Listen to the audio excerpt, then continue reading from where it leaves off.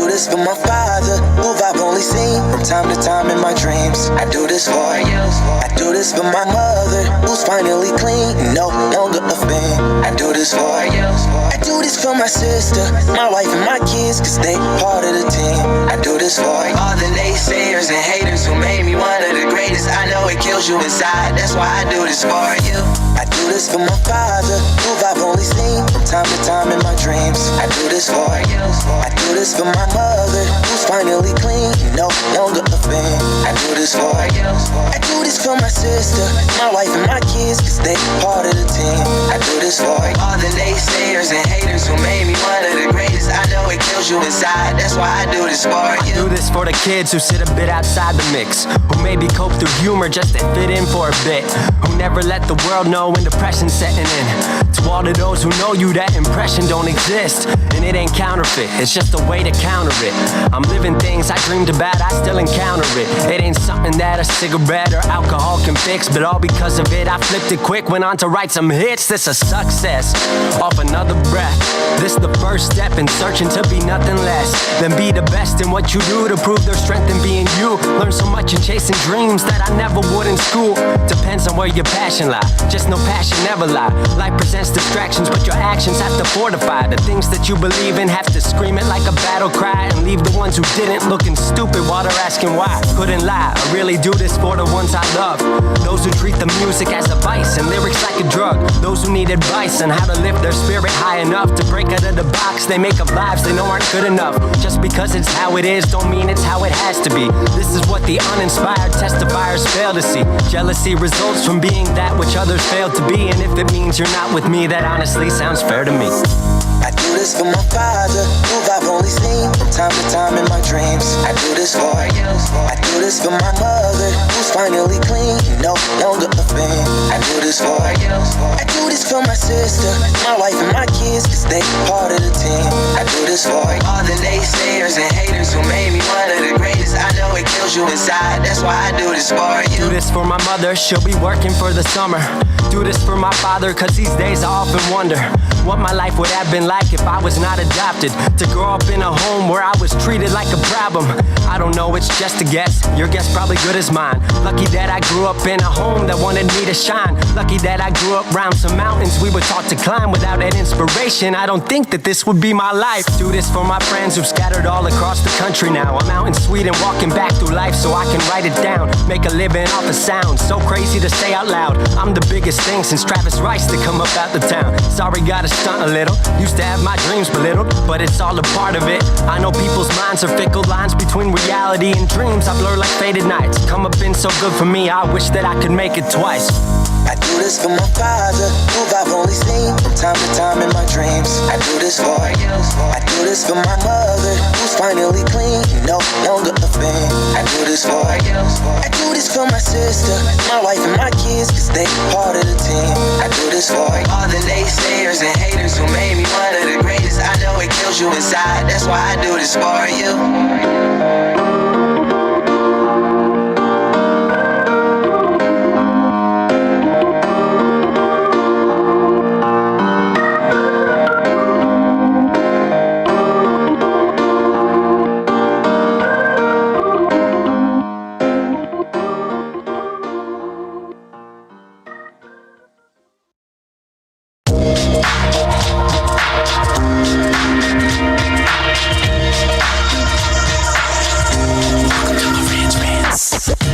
Welcome to Marantz Rantz, no advice on finance. Spin the wheel and take a chance. Get an NFT and a little education. The system got undertold, that knowledge is flotation. You wanna learn? Well, you came to the right place. You're pumping AMC, might get slapped in the face. Get your due diligence, know who the villain is. Don't be a sheep when the shepherd's carnivorous. So come learn, laugh, and maybe you win big. And listen up, y'all, the wheel is not rigged. Everybody get a chance in the live chat. Giotto spin wheel, you win just like that. Retail fight pack and this retail winning. Y'all just wait, man, this is just the beginning. All fellow Simeons, GME group singing the truth. We just chillin', infinity pool swimming. So welcome to Marantz Rantz. A lot of knowledge but no advice on finance. Don't even need pants, you can tune in naked like Henry the Mayo Man. Internet's most hated. Don't wanna lose your money, then it's time for you to listen. If you're ignorant, invest in AMC or superstition. The stream about ready, they told us to don't dance. I do what I want. Welcome to Marantz Rantz. Welcome to Marantz Rantz. Welcome to Marantz Rantz. Welcome to Marantz Rantz. Welcome to Marantz Rantz. Welcome to Marantz Rantz. Welcome to Marantz Rantz. Welcome to Marantz Rantz. Welcome to Marantz Rantz. Welcome to Marantz Rantz. All right, guys, welcome back. Welcome back to Marantz Rantz. Plenty of good information, a little bit of motivation, a whole lot of truth, no financial advice. Apparently, here we go. I guess that's Dak's cadence call where they're going to Mexico, they're going on vacation, and the season's over for the Dallas Cowboys. How do I feel about it? I'm heartbroken. But to get myself up off the floor, I started studying. And I've been putting together Connect the Dots Part 55 for about 3 weeks. And in the middle of it, I had to stop doing what I was doing. I got hit with something very hard last week, and I'm navigating through that. But I need this live stream more than you do right now. I know some of you guys are saying, Marantz, we needed you live. No, I need to be live. That's how I feel right now. It's this year. It's 2024. It started out in a weird way, and now I'm here in front of you telling you I need to get this information out. It's like I'm trapped in it, right? And we can connect a lot of dots here. We can talk about a lot of things, but what I like to do, even with the start of the new year now, is I like to refresh and review the story, the investment, all of the above, because it gives me a different view. So I'm going to tell you what happened to me last night. And you guys, and besides the Cowboys losing, cut the bullshit. Okay, I get it. They lost a football game.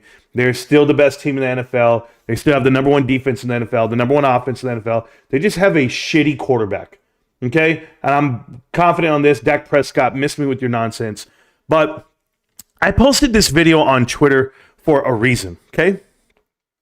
I put the link in there and I said, hey, Max Fumis, I don't know how to say his name. I said, come in here and you guys can watch the live stream. I don't care how they want to do it. You know, we've been doing Connect the Dots here, guys, for almost a year now. Connect the Dots is a series. This is part 55 right now on YouTube. You guys can Google them, watch them all. They're all there in succession. Some are actually also on TikTok, if I'm not mistaken. But you can go through and you can see exactly the ties to private equity. So I listen to interviews about private equity. I watch I read all the books I can, and then I look for things. I'm like, okay, teach me what I missed over these last 50 years about private equity that I'm trying to catch up on. And the way that it manipulates or uses, this leverage buyout tool that's been used over time. And I was like, can we really paint the story to say this is how it happened, right? So I go back, and I told you about a book that I have the actual print on the internet here. I have the digital copy of the book, The Caesar's Palace Coup. You guys have heard me talk about this book in the past. It was recommended to me by a guy at my store. This is how it all went down. If you guys don't know the story of Connect the Dots and how I really figured out Bed Bath & Beyond and it going bankrupt. I've said this story in pieces and parts, but I'll tell it to you again so that you guys can hear it for the first time, some of you, and or whatever it may be. So I'm right there. And now that I can give you more details about who I am and what I do, I feel more comfortable with you guys every day about knowing who I am in my story. I am previously, years ago, I was the manager in charge of membership and marketing and all refunds for Costco at my local Costco. And then I later became the trainer, the regional trainer for membership and marketing for all of Los Angeles. And then I got promoted to senior manager and all these other positions, right? Doesn't matter. Used to be in charge of refunds. So there's this lawyer. He walks in, and his name is Richard. I forget his last name as we speak, though. And this had to be last year during the tennis tournament time, which is coming up real soon. So we have huge Indian Wells tennis tournament here, the PB&B Classic, or I forget what it's called, the Parabolas Classic. I can't remember. So he comes in. He's like, hey, I have tickets to go to this thing. Can we hurry up and do this refund? Like he was, he wasn't doing a refund. He was cashing out a 2% reward check. And it was so big of a check, 2% reward check for like $4,000, $5,000. Okay. So that you can only imagine how much 2% is of that total. So like this guy has hundreds of thousands of dollars on his credit card that he's using, and I'm going to cash him out.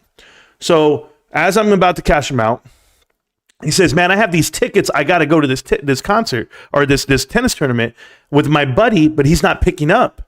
And I was like, oh, well, I didn't know if he was trying to throw me some tickets my way or whatever, but I don't take any tips, no gratuity, nothing like that. I was like, oh, that sucks. I go, well, you should call him. He goes, sure. So he calls him, and his name was Mark. And he goes, hey, Mark, I got some tickets, man. If you guys want to go, hit me up, blah, blah, blah. And I'm just standing there. I'm just listening as I'm cashing out this ticket. It's for a lot of money. So I said, I go, man, that's a lot of money you spent. To get this ticket. This is like the second biggest ticket I've ever seen. Most tickets this big, like most reward checks, are for, thousands of dollars. That's if they own a business, like a restaurant or something. They buy all their ingredients from Costco and or they're paying their payroll with the card. And he goes, oh, no, I'm just traveling. I didn't even know that's, that was a lot. And I was like, yeah, it's a lot. And so what do you do? And he goes, I'm a bankruptcy lawyer. And it triggered because at the time I was studying about Bed Bath & Beyond and them potentially going bankrupt and like how it could happen. So this guy tells me, yeah, I'm a bankruptcy lawyer. And my buddy on the phone here, he does that for a living. Like he's a CRO, a chief restructuring officer. And I was like, what the hell? Chief restructuring officer? Like, this is wild. And so he calls his buddy back because we were talking. He calls his buddy back and he goes, hey man, you want to do an interview? I got this guy, this YouTuber guy, named Marantz, and he's looking into private equity. He's looking into the industry. That's what he said. And the guy agreed to do the interview, right? And the guy who agreed to do the interview on the phone, his name was Mark, like I told you. But his last name's Bellingson. And Mark Bellingson is one of the board of directors for Apollo Global Management. I didn't know this at the time. He said on the phone, and I heard him on speaker, he says, no, I'm just on the board of directors at Athene. Well, as you guys know, private equity firms get involved with insurance and pension funds because they're able to front load, right? All the money is up front. So you get these huge retainers per se, and you're able to use all that capital, right? Front load the capital, kind of like what GameStop's doing right now with their $1.2 billion front loading in RC Ventures, whatever it may be. But when he said his name and he said his connection, they started talking, and I was just like listening. And remember, I'm a sponge at this point because I'm like, yo, I'm hearing it from the mouth themselves.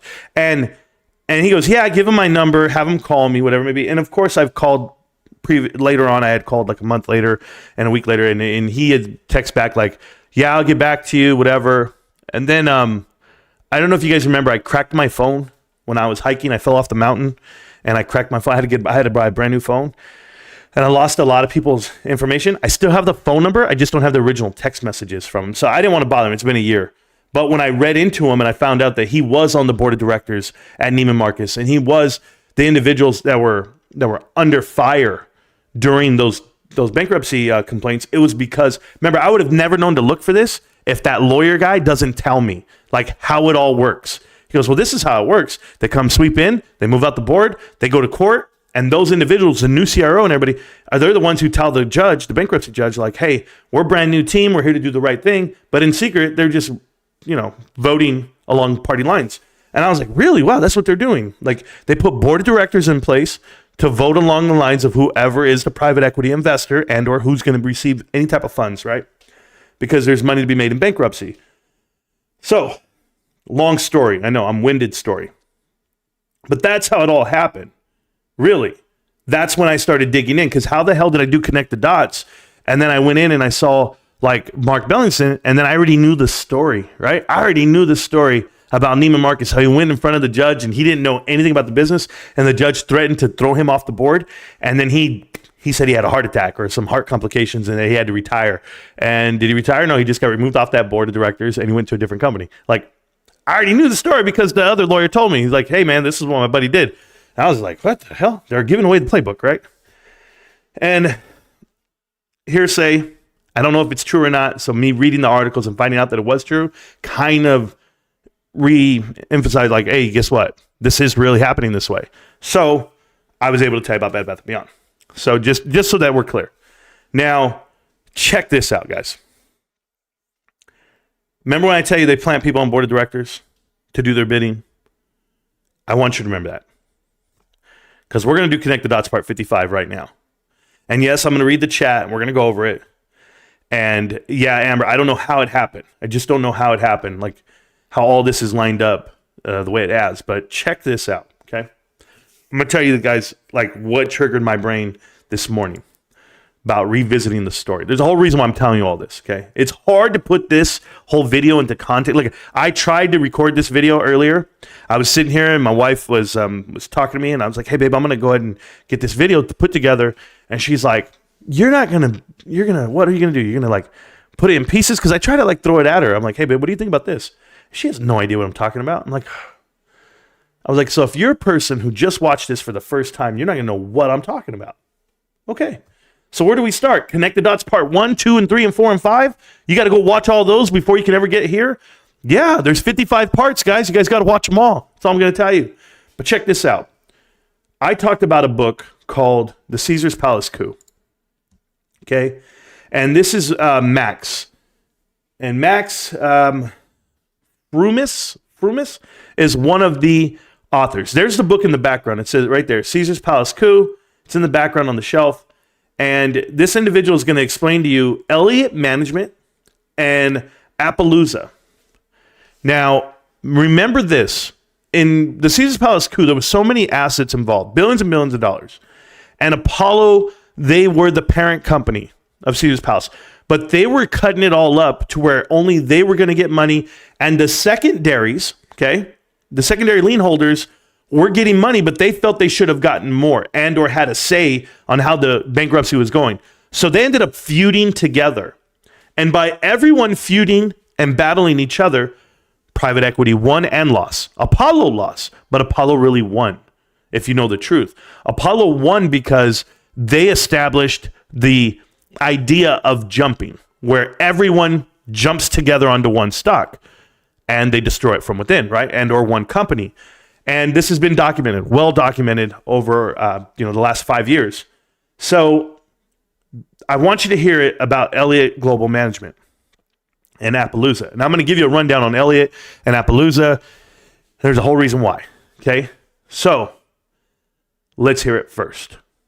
Must be a little bit nerve-wracking sitting on the other side of the table from Singer, because they are one of the few funds that has gone out there and actually foreclosed on a sovereign, which you don't see often.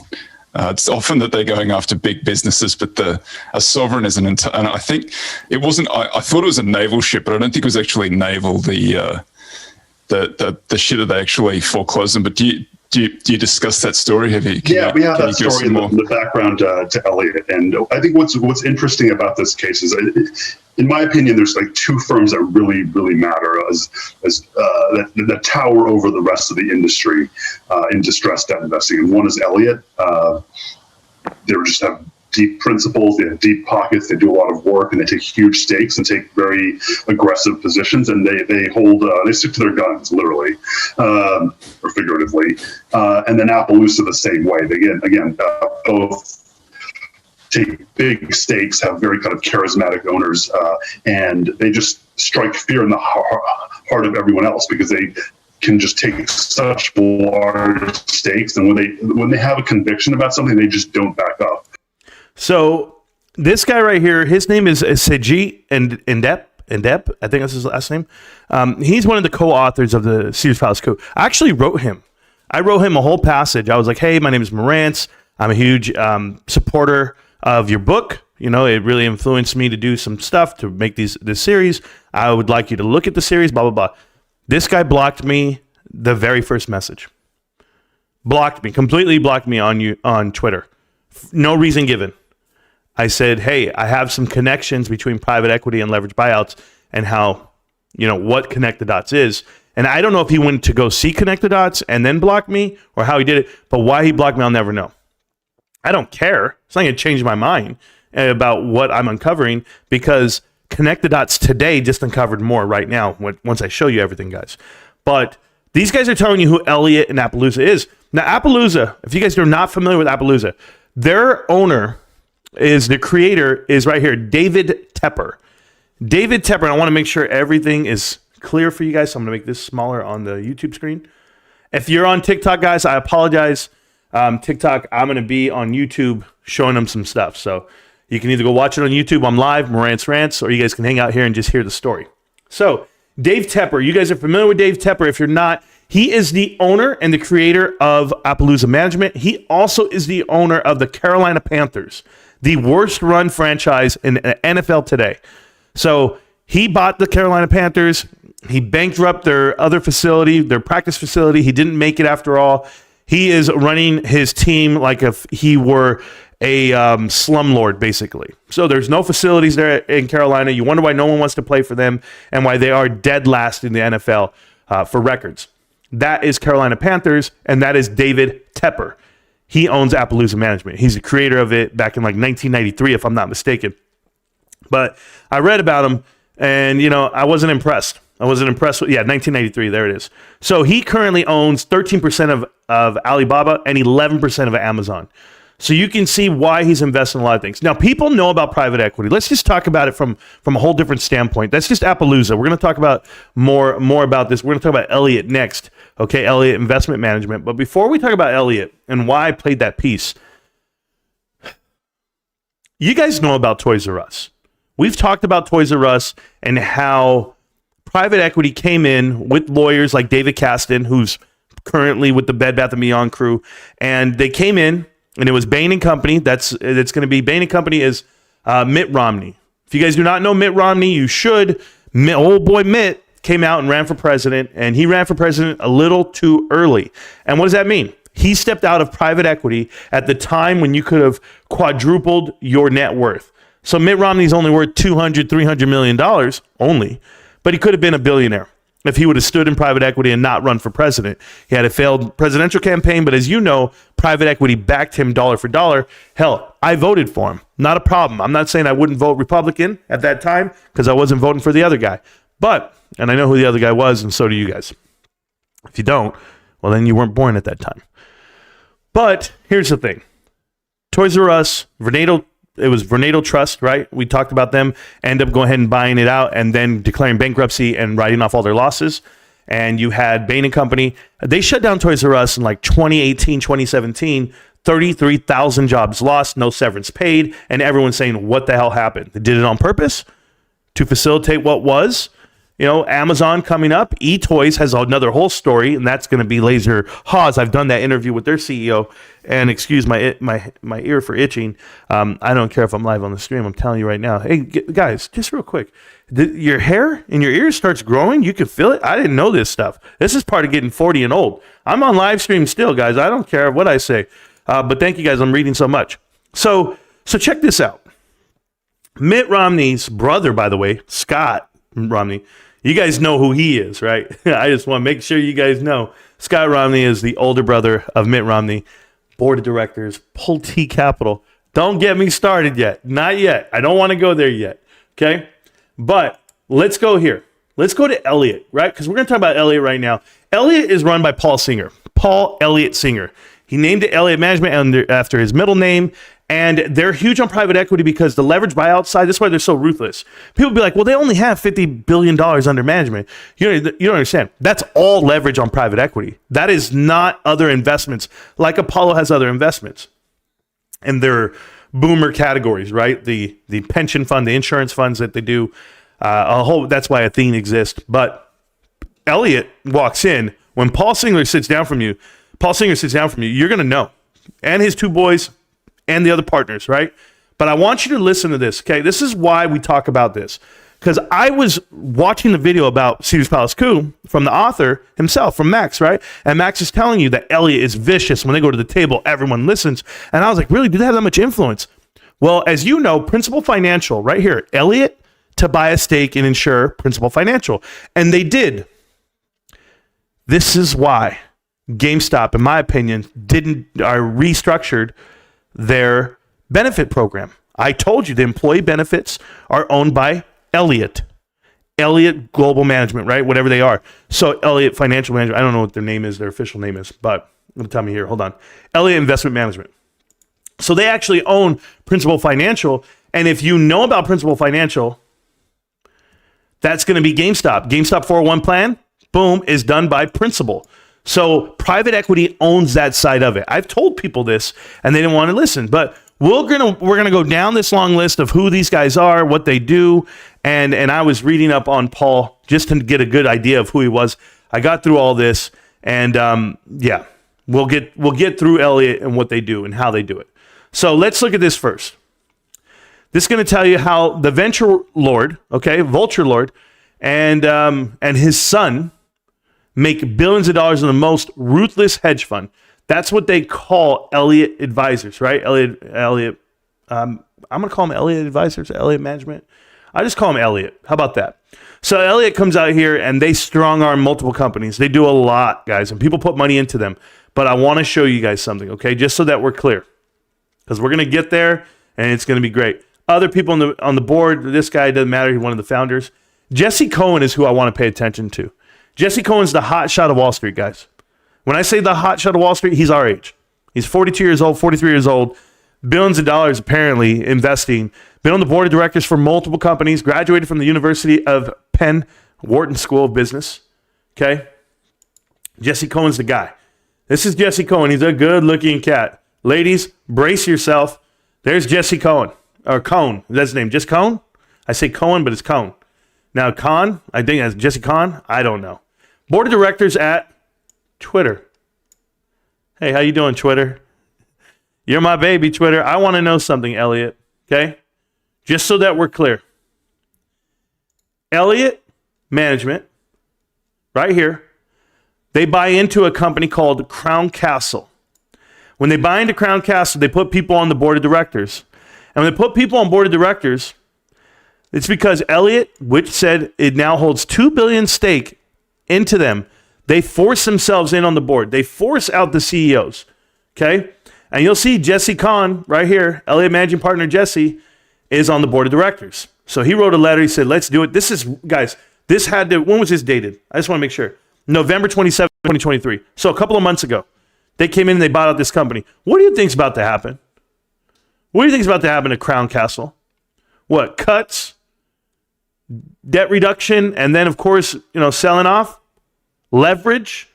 Remember, guys, when you go into a company, just so that we're clear, you guys can't even see the damn screen. Here you go. I'm over here showing you guys everything, telling you everything, and then my thing freezes. There we go. So there's the screen. They buy in. This is Jesse. Sorry, guys. There he is. Jesse's right here. Good-looking guy. Sure, he's right here. Good-looking guy. Maybe he has filters, right?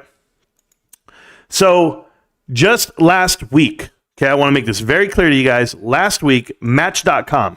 You guys familiar with Match.com? That's Tinder. It's owned by Tinder. Tinder owns them, or the other way around. They own Tinder. They own Hinge. There's so many other online dating stuff. Match.com. So if you look here, they put in $1 billion. So Elliott buys in at $1 billion on Match, and that was last week on the 9th of January. Go look at the stock price. Goes up 12% instantly, right? So they buy in, boom, they go. Everyone's excited about them coming in. And if you read, you're going to find out that they pushed out the CEO already at Crown Castle within 2 months. They all additionally own Salesforce and they own Pinterest. This is Elliott. Elliott has huge stakes, okay? When they're moving people out, remember when they move people out, they plant their people in place. So to give you an example right here, PayPal jumps as Elliott Management pays $2 billion in Holden Financial Services Company. So they go out and they buy $2 billion worth of this company. Who's pushing PayPal to you? Markets with May, other YouTubers, everyone? Elliott Management's in it. How do they push it to you? Do they use Twitter? I'm just curious. I'm asking the question. I'm not accusing. But we've talked about PayPal and what happened on PayPal. If you guys didn't look at the chart, I've done a video on PayPal, completely gone. Another thing right here, Elliott Management buys a stake into Salesforce, and they reorganize the value. Who'd they put in? They put Brett Taylor. If you look right here, say goodbye to COO, restructuring plan, and is saying goodbye to the co-CEO, Brett Taylor. So Brett Taylor was in there at Salesforce. They plant him in, they come buy in, and then they kick him out, right? What the hell are they doing? Who did they put in? They put their man, Jesse. They put Jesse in there. But guys, listen. Twitter appoints a new board member. Who do they put? Jesse. Why did they put him in there? Why? Elliott. Because he bought in. Because Elliott bought Twitter, guys. This is who Elon Musk bought Twitter from. They bought it from Elliott. And if you know who they put on the board of directors, they put the CEO, the chairman, the starter of Silver Lake, which is Eon Durbin, and you have your guy right here, Jesse. But who was also on the board of directors at Twitter? The guy that they just let go. This same guy is on the board. I'm talking about now, guys, right now. You're looking at right here, this guy by the name of Brett Taylor, still on the board of directors at Twitter. So let's talk about Twitter and the Elliott deal. There's a reason why I want to talk about it. Twitter Inc. announces partnership with Silver Lake and Elliott Management. Okay, guys? Now, we know the problems that we have with Twitter. Do you know it? Bots, shadow banning. You saw what Elon Musk released on the Twitter files. And these were the individuals in charge at Twitter. Silver Lake bought into AMC. AMC gets pushed out onto you retail via Twitter. That's all Adam Aaron does. He talks about his interaction, 300,000 followers, and how everyone clicks on his views and blah, blah, blah. He talked about it on earnings call. I didn't. He did. Additionally, LA Management has $2 billion worth of the stock. Okay? Silver Lake, $1 billion investment, and that's via convertible bonds. Just know that they're under investigation for that issue. And this is all noted. Elliott Management nominates 4 directors on the Twitter board. 4 directors on the Twitter board. I'll let you guess who they were. Jesse was one of them. That Brett guy was one of them who was already in Salesforce. And why do I tell you this? Because look at this. Dorsey departure, another win for Elliott Management. They got Jack Dorsey out of the company, guys. The original creator of Twitter was gone because of Elliott Management.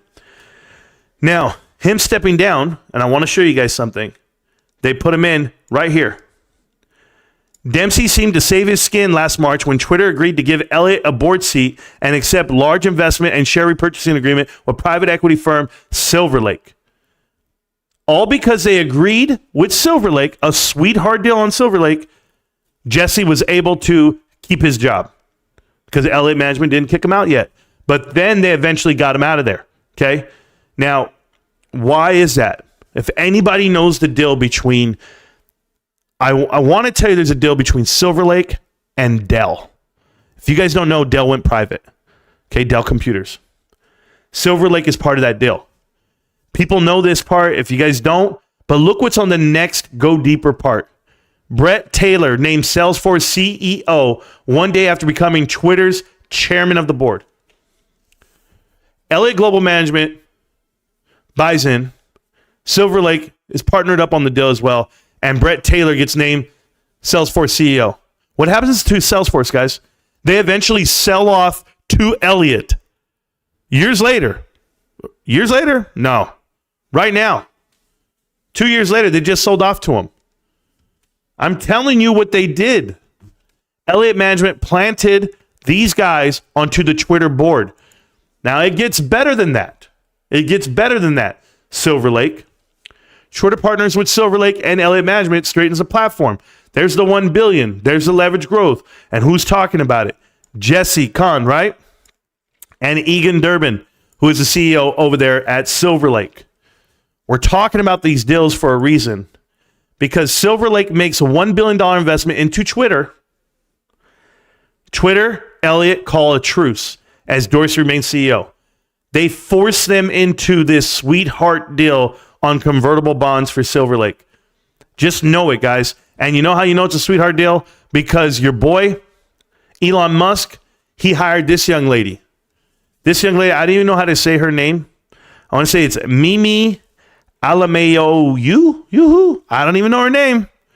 But he hired her to investigate what was going on. Financial Times did this so well. If you guys are reading this, Financial Times tells you that it was a sweetheart deal and that it's under investigation via lawsuits and that everyone's still there on the board of directors, even now, because at times you had, and I'm going to show it to you right here. In March of 2022, Twitter announced that its settlement with Element, which included adding Jesse to the board and Durbin, whatever it may be, that convertible bond issued by Twitter, which was intended to help fund a $2 billion share buyback. The deal became together known in just a couple of weeks, and Twitter was prepared to submit director's nomination, might even try to oust Jack Dorsey. So they thought they were going to get him, but no, they did him a favor by not pushing him out, and so they let him keep his job. He eventually left, but when you keep read this whole damn article, you're going to see here, As for Silver Lake's convertibles, the plaintiff presented evidence that it believes and shows in terms were too rich, meaning it was just too good of a deal. There's no way that you weren't going to do this. The plaintiff's theory is why it was a sweetheart deal is so juicy. The Goldman Sachs executive leading its Twitter team was their longtime star investment banker, Greg Lemkow. Now, Greg Lemkow, I don't know how to say his name, that guy right there, okay, Greg, if you read right here, Goldman and Lemkow had also worked with Elon Musk and Silver Lake on an ill-fated 2018 attempt to take Tesla private. So when Elon tried to take him private back in 2018, he was doing the deal with Silver Lake. I'm telling you this for a reason, guys, because you get to see that Greg guy gets congratulated by the Silver Lake director and Michael Dell because they go into a partnership together. You boys are going to crush it together. They go and do their thing. This whole deal between Elon Musk and buying out Twitter looks very fishy to me on my end, but I'm showing it to you for a reason because the Orlando Police Pension Fund, they went in and they sued Twitter and Elliott because they felt that the deal was too good and they broke fiduciary duty to do what's right for them as the investor, okay? They enriched Silver Lake as an unjust enrichment. So that's true. We know how it's been done. Adam Aaron already did it for them. Private equity does it for each other. It's just not tied to Apollo. It's everybody. But if you look at who the board of directors were at the time, there's Brett Taylor, and you'll see Jack Dorsey fine, but you also know that Cohn was on the board, right? Jesse Cohn or whatever his name was. So I get it. I read the whole story. Great. I understand it, but there's a reason why I'm telling it to you. Because you know when you plant people on board of directors, like, do you know what that means? Like you're doing the bidding of private equity, right?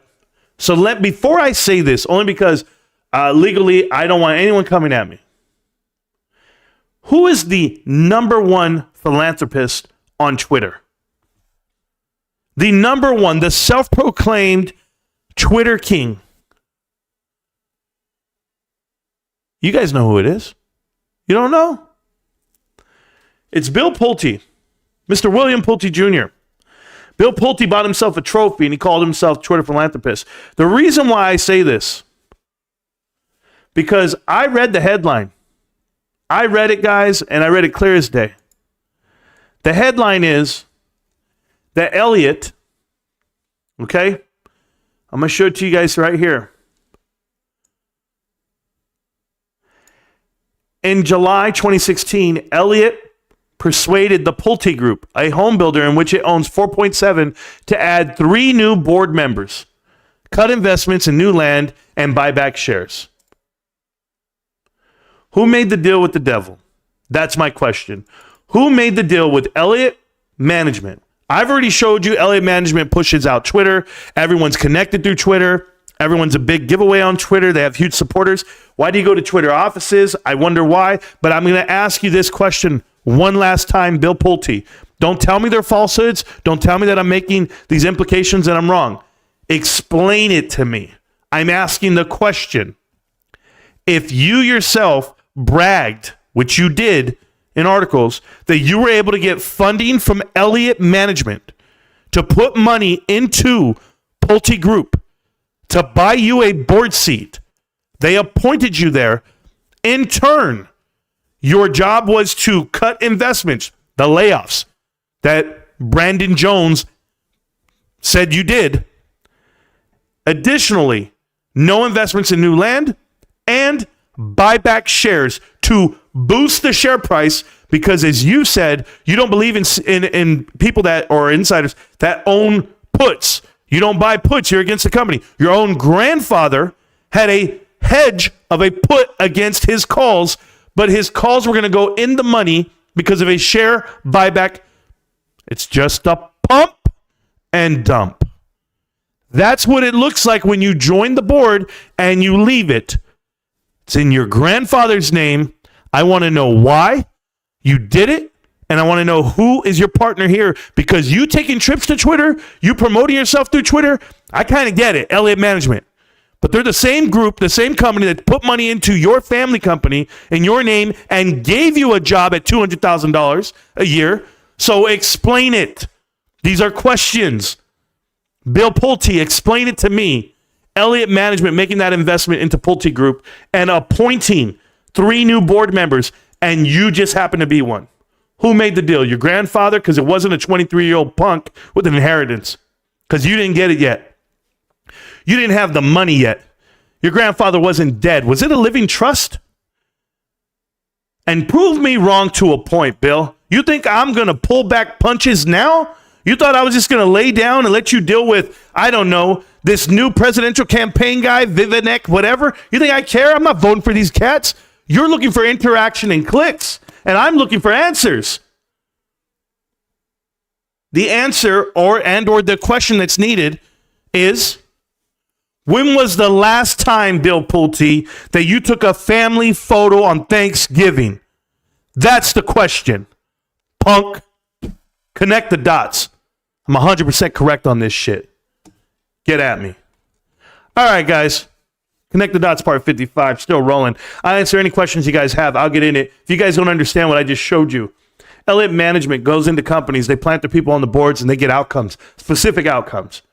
Ones that are in favor of their shareholders, great, and or their investments, their LPs, their limited partners versus their general partners. And when they put people on boards of directors, there's a reason for it. So if they spelled out the playbook right there, plain as day in Wikipedia, who am I to assume what happened?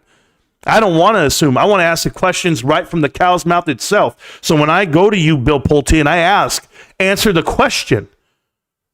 The deal you made with Elliott, why'd you do it? And why did you leave?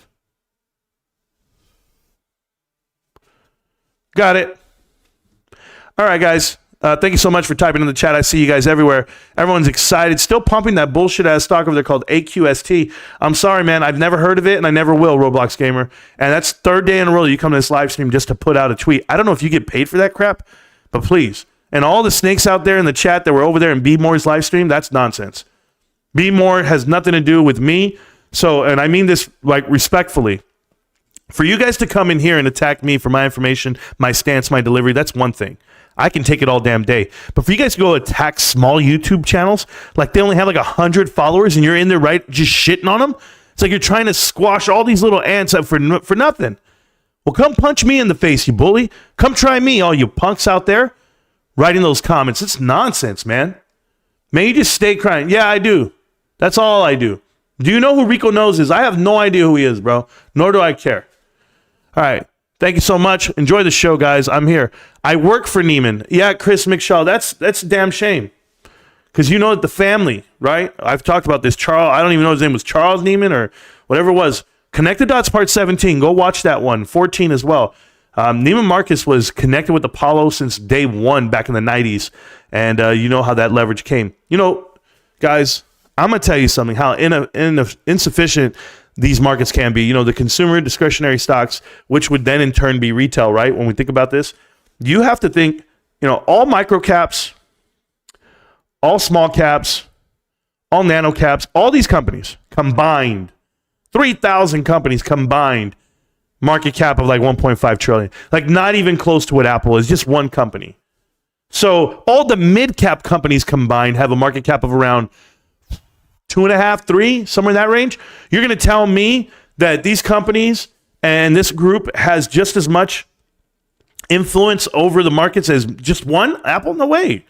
So when people say, well, the economy's not coming down, it's not showing on a chart. I'm like, yeah, okay, we get it. You guys think you control this whole market by controlling 7 companies. Well, you do today. But there's going to be some way, somehow, that somebody made the wrong bet because greed always finds a way. These guys are greedy for no reason. They didn't have to be. They wanted to be. That's why Mike Milken got caught. That's why Leon Black is not there anymore. That's why I'm coming for all of them. And pause.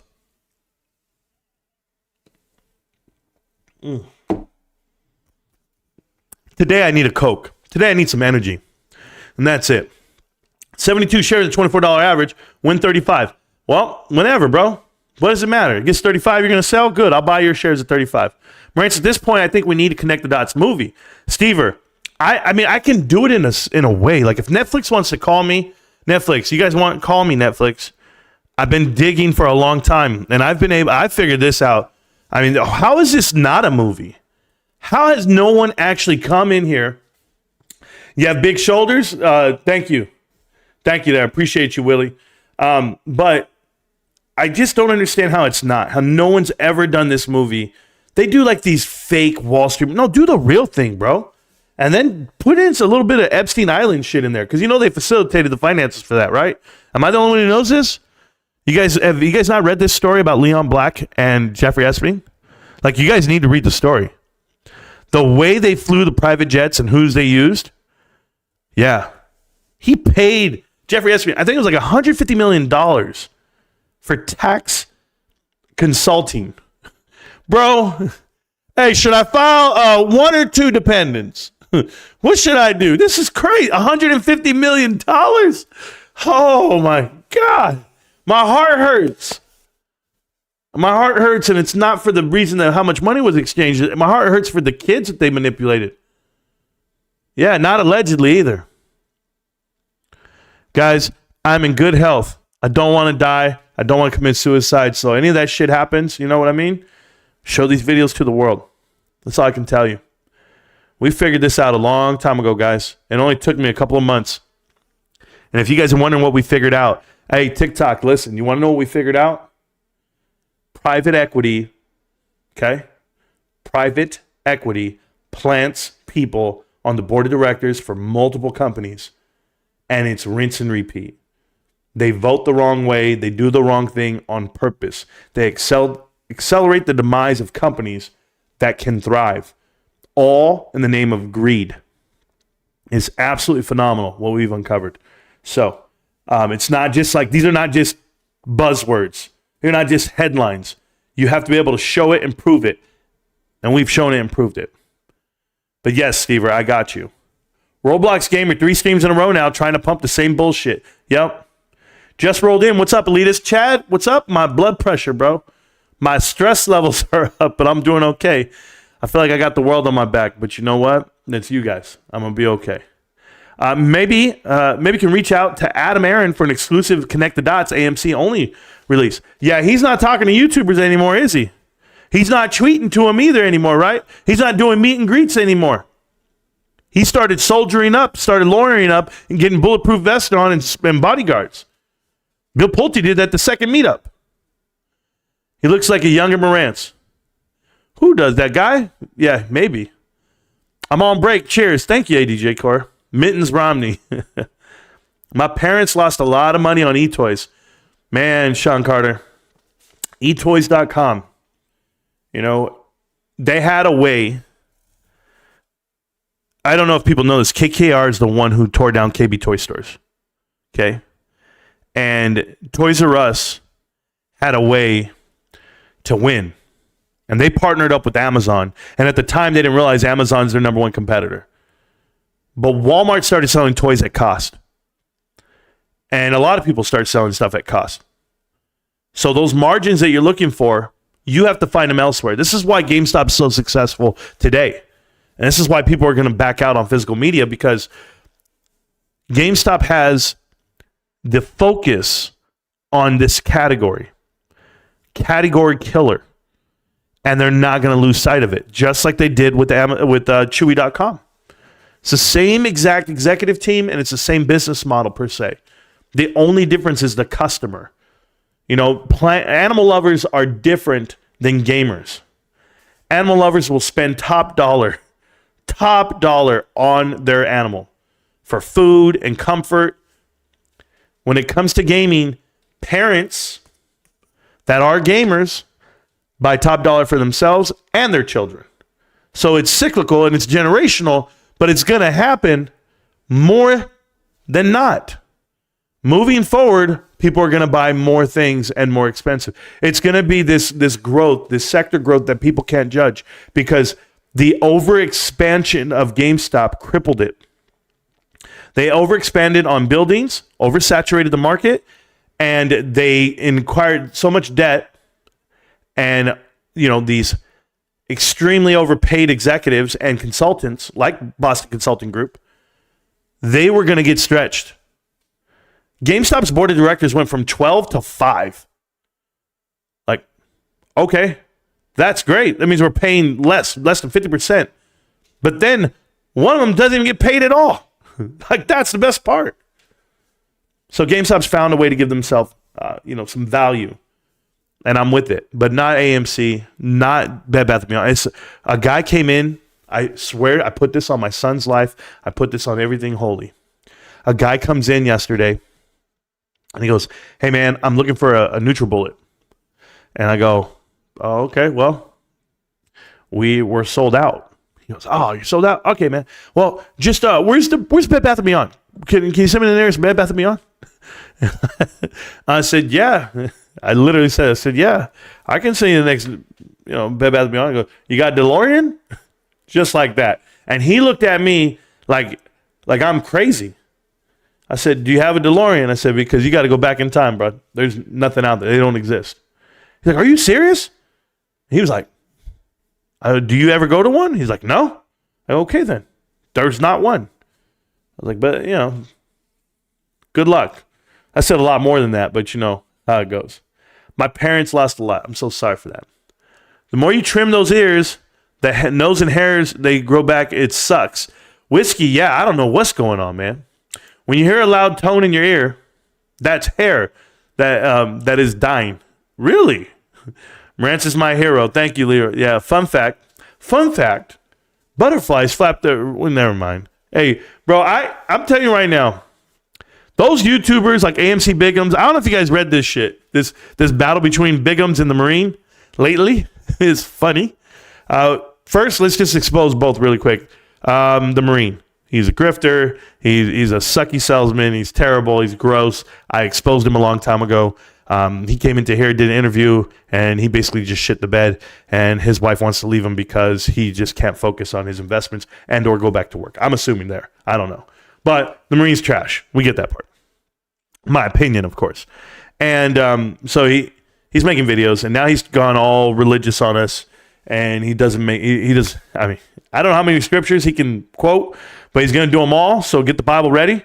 And he's got a lot of content with the Bible there. So it's okay. I've seen people make whole careers off of it, except he's not a believable guy. So that being said, AMC Bigums was making a comment about how he's never promoted MOAS and how it's about investment in the company fundamentals. And I told you we should have diluted at 25. And they act like they would hold value where it's at. And I'm just like, you could dilute anywhere at any price level. You have to have buyers, and you won't have them. It'll be a rapid decline in share price. And to give you that example would be Ape, to go from $10 to, within 90 days, all the way down to 66 cents. That tells you that you wouldn't find a buyer for that debt, because everyone knows that has money. Everyone knows that knows how to read a balance sheet, that you wouldn't buy a company that's $5 billion in debt and has operational losses of 300, 400 million a quarter. It's just not going to happen. And they'll be like, "Oh, well, you have to have income and or a profit that's higher than the actual interest of the payments you make on the bonds." So, it's never going to be, it'll never be recovered. It'll be gone. And I said all this, right? Bigums is like, and they're all fighting back and forth with each other. It's like, Bigums never got anything right. Like, never. Phase 6 is the phase 6. I had to hear about this for months. And the kid's been wrong the whole time. So getting a grift is one thing. From the bots themselves, these guys bot out. I don't know who creates YouTube channels. I'm just telling you, because I'm a huge guy on this. When you create a YouTube channel, if you want a following and you want to get started, people ask me this all the time. "Marantz, how'd you get started? Like, what'd you do? I want to start. I want to do one." And I tell them all, you got to work really hard. And you got to have, a little bit of talent, and you got to make sure that the message is correct, like whatever you're doing. So I got this person, I know, they're like, "Yeah, I want to do workout videos." I'm like, "Okay, well, just look what you're going up against. You got to go up against people who are going to be showing cleavage and ass, and the dudes can't win, and the girls are going to win it all." And the gaming streams the same way. I think Cosmic said it best. He said, "Man, if you don't have a pair of its, you ain't going." And I was like, "Oh wow, okay." I never thought about it that way. So I've thought about like how hard I got to work in this section, in this space, without showing my nipples and showing my junk. And I was like, man, okay. There's a reason why I'm beating these guys. But the truth is, these guys came out the gate 20,000, 30,000 followers and haven't increased one. Not one follower. So I was like, damn, he's had 26 this whole time for 3 years. Like, that was it? You just randomly just picked out 26,000 and that was it? So I just tell you right now, last month we had 34 subscribers to the channel. That's zero to me. I've hit a wall. I said, do I care? No. Can it keep going? We're about to find out. But that's what organic growth is, and that's what it really is. So, yeah, those guys are all fake channels. I don't think the Marine has a fake channel. I think the other guys do. But some people know who they are. They know the ones that are fake. Tony De Niro, fake. I started the same day as him, and there's no way. Guy's zero talent. And I just tell them all. And don't worry, I told you I'm going to be the Cat Williams of this whole damn YouTube finance stuff. I'm going to tell you the truth. I'm going to unveil the mask, and I'm not afraid of them. Because I've said it from the start. You guys know I go at everybody, and I talk to them all, whether it be in DMs or in interviews, whatever. Every content creator, I'm not afraid. Is it Phil for real? What happened to him? Watch this, guys. Think about this for a second. Like, this is why I get upset about YouTube and Twitter and Reddit. People will post stuff, and people 2 years later delete their whole account. Who remembers to go back and delete every tweet they did? Or every Reddit post? Like, why would you? Why, as a YouTube creator, if you're doing it, and you're making $40,000 a year, like Jackson Hunter made $40,000 over 2 years, I was blown away. I was like, that's amazing. That's a crazy number to me. Crazy. I got to do it for 10 years to get those numbers. I was like, how? Like, what are they doing? Are they paying for it? Is someone pumping up their channel? Well, then I find out who really owns Twitter. Private equity. I'm like, well, shit, man. It's too easy to get these bots in here. But that's why interactions dive down. Watch. Put out a tweet. Doesn't get nearly as much juice. And I'm talking about AMC tweets, Bed Bath & Beyond tweets, nothing. You're telling me you have 40,000 people show up to a PPC's live stream that he didn't buy viewers to, and his tweets get 20 people, 20 likes? He had 20,000 people on Reddit. 20 likes? Bill Pulte's live, what was it? His spaces had like 100 people in it. You got 3.2 million followers. Legit followers. All with the Cash App. Link your Cash App, bros. Don't worry about it. If you guys don't know what I'm saying right now, then maybe you don't understand the grift that is. That's all I'm telling you. Oh, I thought this was Rico's Rant channel. No, this is not Rico's Rant channel. I think Rico's live right now. Somebody just told me. So good luck for that. Somebody says I have 17 people in here. They're talking about over there on TikTok. 315 over here on YouTube already. So yeah, I'm okay. I'm good with it, man. That's 315 smarter people than before. So just yapping. These guys not know. They say just yapping. Been doing this channel for 3 years. Just yapping. Over 3 million views, just yapping. I wonder what it is. I wonder what we've been doing. Beam. There you go. Can't see screen share. Sorry about that, badass. Now you can. So damn random, too. Good looking dude you're talking about. Yeah, sorry about that, Amber. I didn't want you guys to see him. I heard a rumor that the dude he started eHarmony, he left his wife. His wife left him with somebody she found on the site. That's funny, bro. That's hilarious. That sounds like a Rico story. If I ever told, did I tell you, Stacks? I told you, man. Rico had a girl. Guys, can we do a Rico time real quick? Hey, guys, I don't mind sharing it with you. Watch this shit. Hey, bro, shout out to you and the stories we're about to tell. I won't say his full business name. I'll just say Rico. So, my brother Rico, not the YouTuber guy, not the TikToker, but my brother Rico. We're playing. I want to say at the time we're playing League of Legends. We're in lanes or whatever. And he's like, "Hey, bro, I went to the club last night." I was like, "Okay." He goes, "I heard a song. I liked it. I went out there and just started dancing by myself. Some girl came up. We started dancing." I was like, "Okay. I think she's a stripper." And I was like, "What?"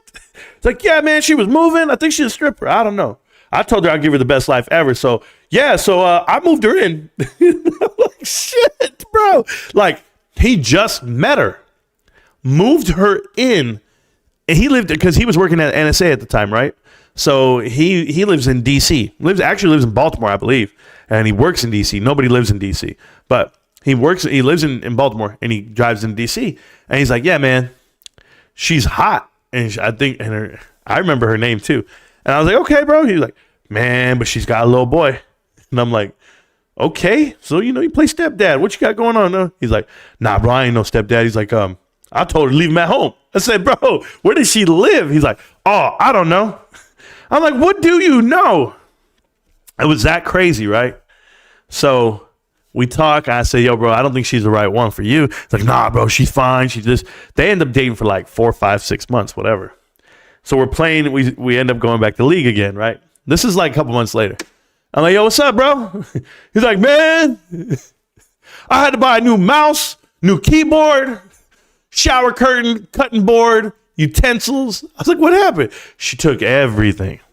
He went to work one day. He came home. Everything was gone. This girl put in work, bro.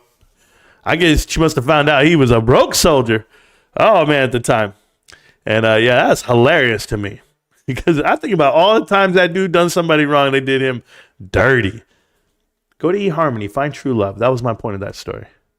There we go. Lower left corner, Amber. He's an alpha stud. Thank you. I'm talking about myself. Late to the party. Thank you, Mr. Gypsy. I appreciate you. A 3-letter agency runs all the big social media companies. Okay. Thank you so much. Is that Marantz on Meltdown or Fetty got hacked? No, Stever. Did he get hacked? No, that's me on Meltdown. Okay, watch this. I was looking for a picture, the one that Bill Pulte keeps putting around where he was like, I'm going to Twitter tomorrow. Or I'm going to do this. Because from what I can see, there's still people from Elliott at Twitter and or private equity at Twitter. So I just want to know, like, be honest, be upfront. Like, Bill, if you got ties to private equity, you are technically private equity. Now I know why you get invited places or why you're doing things, why you're the focal point, why you're the front piece. That's all I'm saying. I mean, you must have hated when they blocked Trump, huh? Like, damn, that was my go-to. Me and President Trump think you're great. Shut up, bitch. It's like the way he says that he's associated with Ryan Cohen, never met him. He's never met Trump. If he has, I'd see a picture everywhere, bro. Instead, he has a picture of a veteran that he can't even name. I heard your story, and I heard you really need a car. Tell us your story. No, tell us your story. Why don't you tell us the story? I do introductions all damn day. I'm like at work. We were doing this thing at work where we're telling people that they got hired, right? Like officially. And I'm in there with my boss, and I go, sir, this is so-and-so. They've been with us for exactly 2 years now. This is their second season. They were kept. They've worked at X, Y, and Z in this department, that department, that department. They're an asset to the team. I just want to congratulate them on their, their upcoming mission and the benefits they get and blah, blah, blah. And my boss goes, yeah, I just want to say thank you for everything you've done. I'm just thinking to myself like, yo, were you even here last year? No, my boss knows. Come on. He knows everybody. But I'm just saying, if that were the case, you should be introducing everybody. But Bill can't do that. Is that Marantz? Yes, it is me. Truth Hammer lets it go. Connect the dots part 55. Let's go. Thank you. You guys are out here rhyming. Someone let me know when he's on part 111. If he's halfway done connecting the dots. Yeah, I will never be done. Johnny Larkin. As long as private equity exists, I'll still connect these dots to give people a heads up on what's coming their way. That's what I'm going to do. Because I'm going to save people a lot of money.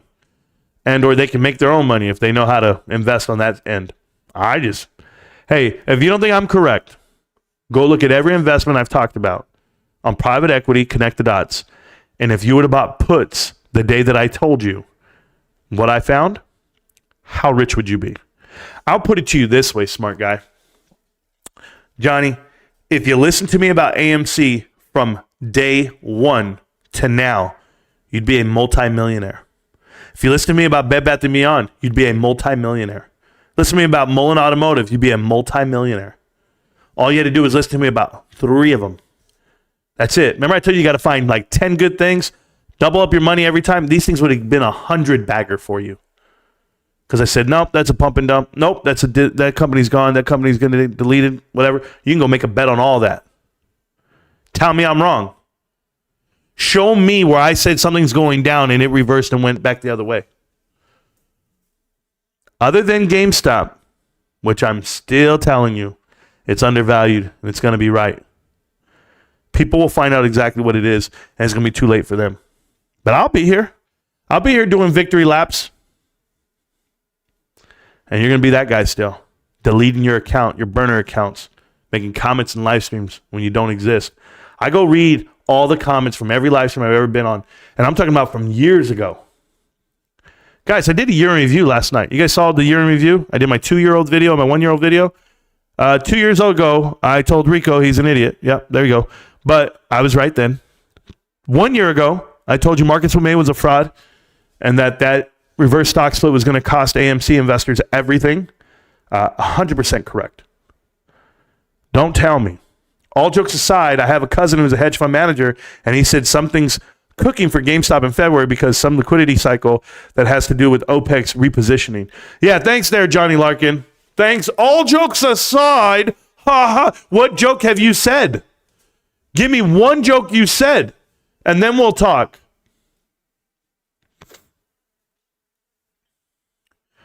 I was hoping for a white Christmas. I was going to say the joke, but it's not very family friendly. And then Santa Claus, yeah, thank you. Never mind. Johnny works for Citadel. Say it again, bro. Say it again. They're just going to slap you, bro. They just waiting for you, Johnny. That's all I can tell you. Legend of B, thank you so much for the $2 super chat, guys. Thank you. That's my YouTube tax. I need YouTube tax money right about now. I need something, bro. Life's tough. Johnny works for Citadel. Yes. Fidelity trying to borrow my shares again. Coffee, donuts, and Homer. So? If they're going to pay you, so? Dude, they can borrow all my shares. I have a totally different mindset on this, guys. Let them drop that price as low as they want. Oh, baby. Come down to $9. Come to Papa. Come to 10. Come to 11. The more man.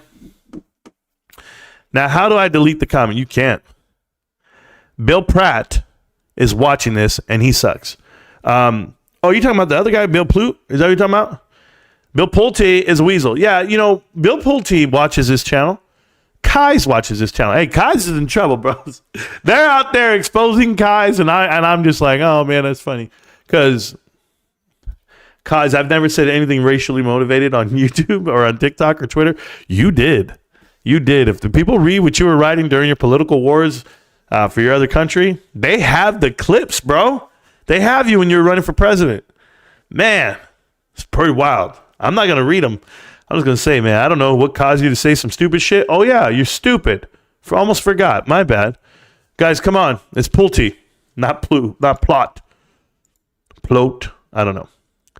I just need to get my next paycheck and grab some for shares. I'm ready for February. Good for you, bro. What the hell that got to do with me? Like, I don't get you. Okay, check this out, Johnny. First time I've ever seen you in the chat. I've never seen you here before. Okay. And the craziest part is this. Why would we need to load up on something that we already have? Like, something's going to happen in February. Oh, man. But I've been buying for 3 years. What's the rush for me to get ready for February? Nothing. If it were to go crazy in February, guess what I'm doing? That's all I'm doing, bro. I don't need that. I don't need to be out here trying to... You're trying to play on FOMO? Yeah, fear of missing out doesn't exist. Not on this shit. Let's crush the globalist. That's every day. Here we go. Back home. I get it. Guys. I get it. You guys are Cowboy fans. But I'm the only one who can really outplay Dak Prescott at quarterback. So I got to find a way. And thank you so much for all of the stuff you guys are sending there on TikTok. They're sending me gifts and stuff. Just so you know, guys, I'm going to say this officially. If you guys have never seen me throw a football, if you guys didn't watch me on TikTok when I put up some of my football videos, I've been playing quarterback like my whole life. I know I'm better than Dak Prescott. And my brother would tell me that I'm not. He'll be like, yo, bro, I don't know, man. Get into the speed of the game, blah, blah, blah. No, I do know. I'll drop back and I won't throw a damn pass, and I'll still be better than Dak Prescott. That's the point, bro. This dude is complete garbage. I haven't seen someone so terrible. I have been watching him for 5 years, 6 years, throw 7 years, every timely interception. And just to go right back to the podium, he's like, I just had a bad day. It was just a bad day every damn time you're in the playoffs and the pressure's on. Some people are built for this shit and some aren't. So let them roll, Jerry. Jerry Jones, please Do not bring back that fool to the field. I'm telling you right now. Do I own a Dak Prescott jersey? No. I own a Tony Romo and Micah Parsons. That's where the money needs to go. I hope the Eagles shit the bed tonight. Am I Rico Knows? Your friends don't know, but Rico knows. Yeah, I'm Rico Knows. This is my burner account. Feel free to follow me here, guys. This is where I hide out. Get at me. Rico Knows. He ran the plays. He picked the shirt. There you go. Yeah, if you guys don't know who I am, I don't like Theo Nash, all right? Little Theo Nash, you beat me up, man. If you guys don't know about that, Theo Nash beat me up after school, and he took my lunch money for the next day. I went hungry. My name is Rico Knows, and I get beat up by a dude who's shaped like a little schoolgirl. That's what happened. That's what went down. Me and Theo Nash. Yeah. Hell yeah. Preach the truth. Thank you, Ren. I try, man. So, family photos equal Moas? Yeah, if he can produce them. Pulte doesn't have to answer your questions. Oh, yeah. Thank you, Amber. Thank you. Who's here for Moas, Johnny? I guess he is. Johnny. Darth, I'm targeting 6 figures per share. That's cool, man. It says here, I'm a Cowboys fan, but we need a big change from the top down. Drew, I'm down with you, bro. I am. What can I do, man? I can't go play for him. My wife won't let me. She said I'm too old. She said your arm was good when you were young, babe. When you were in your 20s, your arm was good. I was right there. I was just in my back foot. Because the truth is, every single time I see Dak Prescott drop back, right? He's like this. Hey, here we go. Boom. He drops back. And then he's like this. And then he's like, ooh, and then, ooh. He does all that shit. And then he goes, interception. Pick 6. Get out of here. Yeah, like I said in the comment, I feel like someone could say we're in the Titanic and we're going down. I could say, yeah, but wait till we survive the biggest diamond in our pocket. I love it. Yeah, Jay Kerwin, I told you I got that big hope diamond in my pocket. But not that I'm hoping anything is great. I know. Good luck with that. Maybe 7. Maybe even 8. There you go. Connect the Dots movie. Somebody come sign me. Somebody come write it for me. Conspiracies. Wow, these are not conspiracies, man. And, hey, Nick M., you're not welcome here. Can somebody give him a real timeout? Because I don't want to deal with him today. I just don't want to deal with people like this. Leon Block is Adam Aaron's cousin. I heard about that. I don't know if it's true, though. I heard about it. I don't know if it's true. I have to find that connection. If it is true, guys, it's all over, bros. It's all over. Because now we're going to be talking about this Russian ballerina again. I finally believe he's not Rico Knows because Rico is also live right now. Golf? Who knows? Who knows if he is? Yeah, here we go. Cancun. Get it. GME Q4 earnings. Ryan Cohen needs to pay a visit to Marantz Rantz. MVS Fun Home. I'm down to always talk to Ryan. You know how it goes. But I'm not going to go out there and force the issue like one Richard Newton holding him hostage with the letter. Just an idiot. Oh, investors all the time tell their companies what to do. Yeah, okay, bro. Well, go back to making more NFTs, bro. Because they didn't listen to you because they're probably getting out of that business. They're all right. We'll help you hold the world. Like somebody wrote me a message and said, Marantz, we need to leave the GameStop info to Richard Newton and Dave Lauer. Huh? Been here longer than both of them. More information than both of them. And I'm correct and they're both wrong. So what's there to leave to them? David Lauer is not even GameStop. That guy's just a grifter for his own brokerage account that he put together. Go look at it. Wants you to mail him your info in his email. I don't give a shit about those kids. They're dying to get on TV somewhere. I'm dying to go back to work. Well, we'll help you hold the world, Marantz. Thank you so much. Appreciate that, Am. Appreciate you. Will GameStop permanently close? Never, Zane. Never. The word is never. I'll never allow it. GameStop is not ever going to close permanently. No. They don't owe any debt. They can't go out of business. I'm sorry to tell you this. They have 0 corporate debt. They haven't borrowed any money yet. They're not leveraged at all. You guys. What's happening with all the hedge funds and shares if World War III starts? Bullish like F. I don't know what you classify as World War III, but the world is what it is, and money makes the world go round. Is GameStop closing? No. AMC Bigum's that effing pizza delivery clown? Yeah, I don't know if he's a delivery clown. I don't know what he does, but yeah, I almost sent you a Cat Williams TikTok about the Cowboys this morning, but it seemed too soon. Yeah, Stacks, you can send it. You can send it, bro.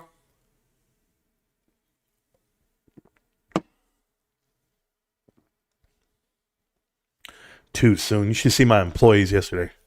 Hey, boss. I'm like, yo, what's up?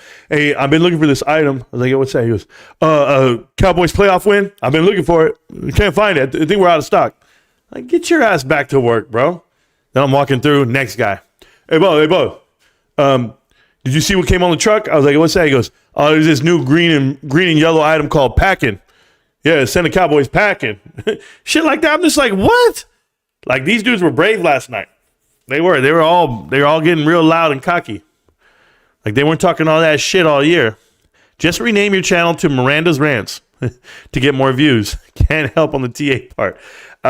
Yeah, thanks, Ryan. Appreciate that. I think my wife will have something to say. Ask Jackson Hunter now. A breakdown on who's working with Epstein. Nobody talking about it on mainstream media. Mexican, who's working with Epstein? Okay, let's talk that out. Nobody. He's dead. Are we clear? This is some bullshit. This is some bullshit. My God. Too much, Mexican. You're just too much. Why are you yelling? I don't know why I'm yelling. Oh, this guy in all caps? Connect Epstein's dots. Why? What's there to connect? They have a list of names. We don't know what those names represent. They claim they visited the island. Are you going to tell me everyone on there fuck children? No, I ain't going that route. I ain't going that route because that's not my accusation to make. Go easy on the colas, bro. Top G. Heard they recalled some of them for contamination. DC, let me get sick, bro. What are you talking about? Let me get sick. Let me win a lawsuit or something, bro. I need to come up. Juice the algo. Hit the like. Thank you so much for that, TF hater. Go ahead and put me in for the algorithm boost. If you guys give me a thumbs up, I appreciate it. If you guys on TikTok tap the screen, I appreciate it. Would you buy Chewy if you were Epstein? Bro, Epstein's... How does that even matter? I don't understand that right now. Is this Rico or is this his brother? Somebody explain. I am Rico Knows. I'm coming out of the closet. That's it. I'm a closeted Dallas Cowboy fan. I wore the shirt today just so you guys will know. And I'm coming out of the closet in more ways than one. My name is Rico Knows. And you know, baby boy, you know what's up. What's up? Bro, what's funny is I'm not surprised at all. Yeah, of course you're not. About him, you're not. Earnings coming out near the Ides of March. Ooh, it too brute. Yeah, data plays. I don't know, man. I don't know, and I don't care about dates like that. I'm just saying it's coming out. So a lot of you guys asked me about the Janny clips. They're loaded. I'm going to clip them again. I'm going to cut them up and figure out how to get them to you guys. But I'll take my time on all that. I'm not in any rush right now to put out content. I always want to be live with you guys. I want to make sure you know what's going on with the day. The markets are open tomorrow. They are closed today, so we're going to have a short week. With it being a short week, do I see any price action? Do I care? Don't care. So not going to matter to me. But you guys feel free to get wet. Either way you want to. Not me. I'm not going to get in on any stocks. I'm got to make an announcement right now. Because I'm honest with you guys, and I'm not going to lie to you, and I'm not going to steer you different. My wife and I, together, our team, our unit, we've hit a headwind financially right now, which I'm dealing with, and it's a lot of pressure for the family, sure. But I'll make it past it. I'll get past it. Not worried about it one bit. I'll get past it. I know I will, because it's God's plan at this point, and I'm not going to be able to buy a share every day. I don't know when that'll resume. I made a pledge to my wife to take care of some of these financial concerns I have, because I'm not going to over leverage myself and my family. Not that it was a problem before. It's just we had a new obstacle and hurdle in front of us lately as of this week. So I'm going to do my best. Do my best to get us in the good graces. And that's it, man. You just never know what life has in front of you, what's headed your way. You don't know. And it was just so weird that I was having that moment with you guys where I said, sometimes things get taken from you and you don't know why. You don't know why. You got to reposition in life and reinvent yourself or do something different. And you feel like A lot of people like to blame God just in general. Well, why would God do this to me? I'm like, it's not you. Like, it's not that. Sometimes, it's prepping you for something that's bigger and better. And that's the way I'm looking at it right now, because history tells me that. I remember there was a time where my wife and I were financially strapped and we had to move. And we didn't get up and quit this life, quit this thing called life. Nope. I looked right at her and I said, Mama, we're going to move. I got you. Pack the U-Haul. And I remember putting my little boy, he's going to be 14 coming up, I put him in the front seat. He had never been in a U-Haul before. And I'm driving away from our house at the time with this butterfly feeling in my stomach. Like, man, what are we going to do next? Like, how are we going to get to the next day, the next week, the next month? That was my thing. And he's sitting there looking out the window saying, this is so cool, Dad. We're high. We can see everybody. We can see everything, because we were sitting up real high. And I was like, yeah, I got to remember to take in those moments. My kids are enjoying the moment. And my daughters didn't feel that way. My other sons, didn't feel that way. My other son didn't feel that way. They're like, man, we got to move everything. We got to move schools. We got to do this. And we did. We moved schools. We moved everything. We're not moving. Don't get me. That's not what it is. It's nothing like that. That's not what I'm saying. But I'm saying just enough to let you know that it's on my mind. It's on my heart. But I just got to tell myself that God's taken something from me and or put something in front of me so that I can get stronger and better at what I have coming my way. So if you guys are going through hardships, you guys are going through hard times, I'm right there with you. And I've lived it in front of you for the last 3 years, and I'll continue to do that. So my story doesn't change. And when I can shed light on the story and tell you guys, obviously I will. It's just not the thing to do today. So some people know what's going down with me. Some people don't. But and I say me, it's not me personally. It's not me individually.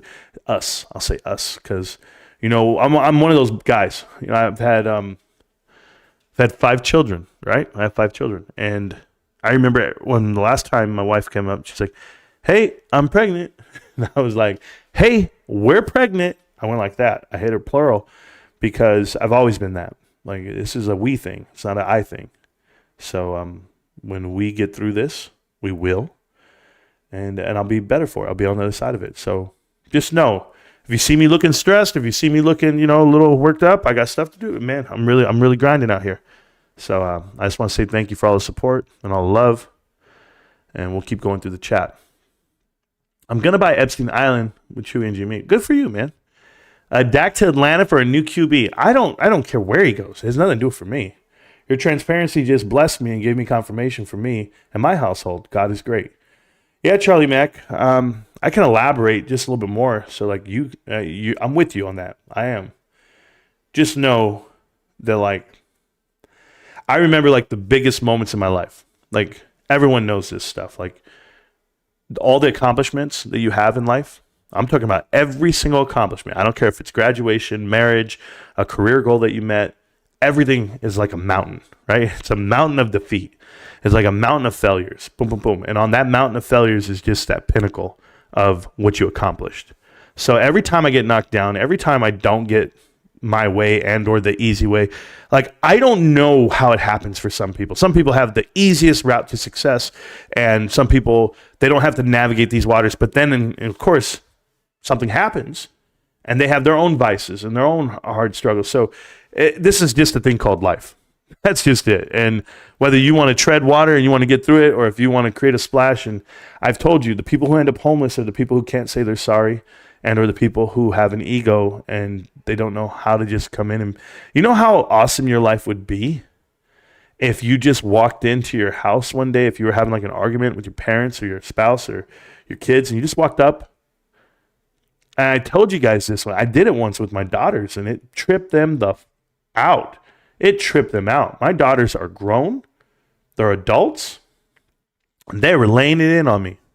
Dad, you can't be doing this and that. And I'm the dad, and it's my house, my rules, my way or the highway. And I could have did all of that. And as they're yelling at me, they were letting it rip, my baby. I don't have to say their names, but my daughter, it's my youngest daughter, my oldest daughter at the time. And they're right there. Boom, boom, boom. I stop them dead in their tracks. I go, hey guys. They look, well, what? I go, you're right. They were like, huh? Looked at him. I said, you're right. I'm wrong. I was wrong. I said, let me tell you something, guys. I'm not normally wrong in these cases, but I'm wrong right now. So I just want to tell you, I'm sorry. I love you both. I totally agree with what you guys are saying. I am infinitely wrong in this subject. And it blew them away. Oh my God. And my wife was in the kitchen and she was like, huh? She was like, he ain't never done that with me. And of course, Mama, I ain't never going to do that with you. No. I'm battling when it comes to wife. No, but my girls, man, they're 100% right. So I learned a long time ago, just say it, mean it. And if you're wrong, just come out and be like, you know what? I got that wrong, but I love you anyway. I'm sorry I'm wrong. So right now what I'm going through is something real. What we're going through is something real. And we're going to get past it. It's just a difficult week. Maybe a difficult month, maybe a difficult year. We'll find out. But we'll be all right. All right. God bless everybody. It is Monday. I know church was yesterday, so I apologize. But that's just the life I'm living. And if you're a Philadelphia Eagles fan, you're praying right now because you know your team's shitty. And if you're a Bills, you're paying for a little bit of warmth and sunshine because, damn, I saw that stadium. And forget the Bills, $1 billion football team out here. They said they're giving people $20 to shovel snow. Bitch, what the hell? You better give me a free seat at the game or something. What the $20 to shovel snow at the stadium? Nah, not $20. It better be a lot more than that. $20 to hurt myself. Ooh, I slipped on a patch of ice. I want $150,000, but I'll settle for a seat right here at the sideline. Nope, that's be me. Bro, what's funny is I'm not surprised. There you go. I meant, why is Mexican typing in all caps? Yeah, I don't know why he is. And who calls himself Mexican? That's crazy. Yeah, my name is Mexican. Marantz, they're closing the York Distribution Center. Ooh, Stever, that's awesome. Amazing. Maybe they have a reason for it. Who knows what the reason is? I like the cuts right about now. I like the profitability. We'll see how it all goes. Yeah, I don't think you're actually related to Rico. Yeah, no. Rico, yeah, we haven't really lived together in 25 years. I don't think people really know that part. So we haven't lived together in 25 years, and we haven't spent more than 3 days together in those 25 years. So, yeah, we're completely different. And I think people know that once we start streaming and we start talking about our lives, we do it totally different. So I smile a lot more. I'll just put that out there. Really, Caps? Grow some, brother. Okay. What was that? I didn't hear you. Stop screaming. Yeah, that dude's crazy, bro. He really typed in all caps the whole way? That's crazy. Thank you again for the super chat. I just saw one right now for $2. Thank you, guys. Appreciate it. Even $2 at a time. That's making my dreams come true. Let's see what else we got here. It says, what was that? There we go. That's where I'm at. Marantz for GME president. I got a job already, but it's good. Why he's screaming? Nope.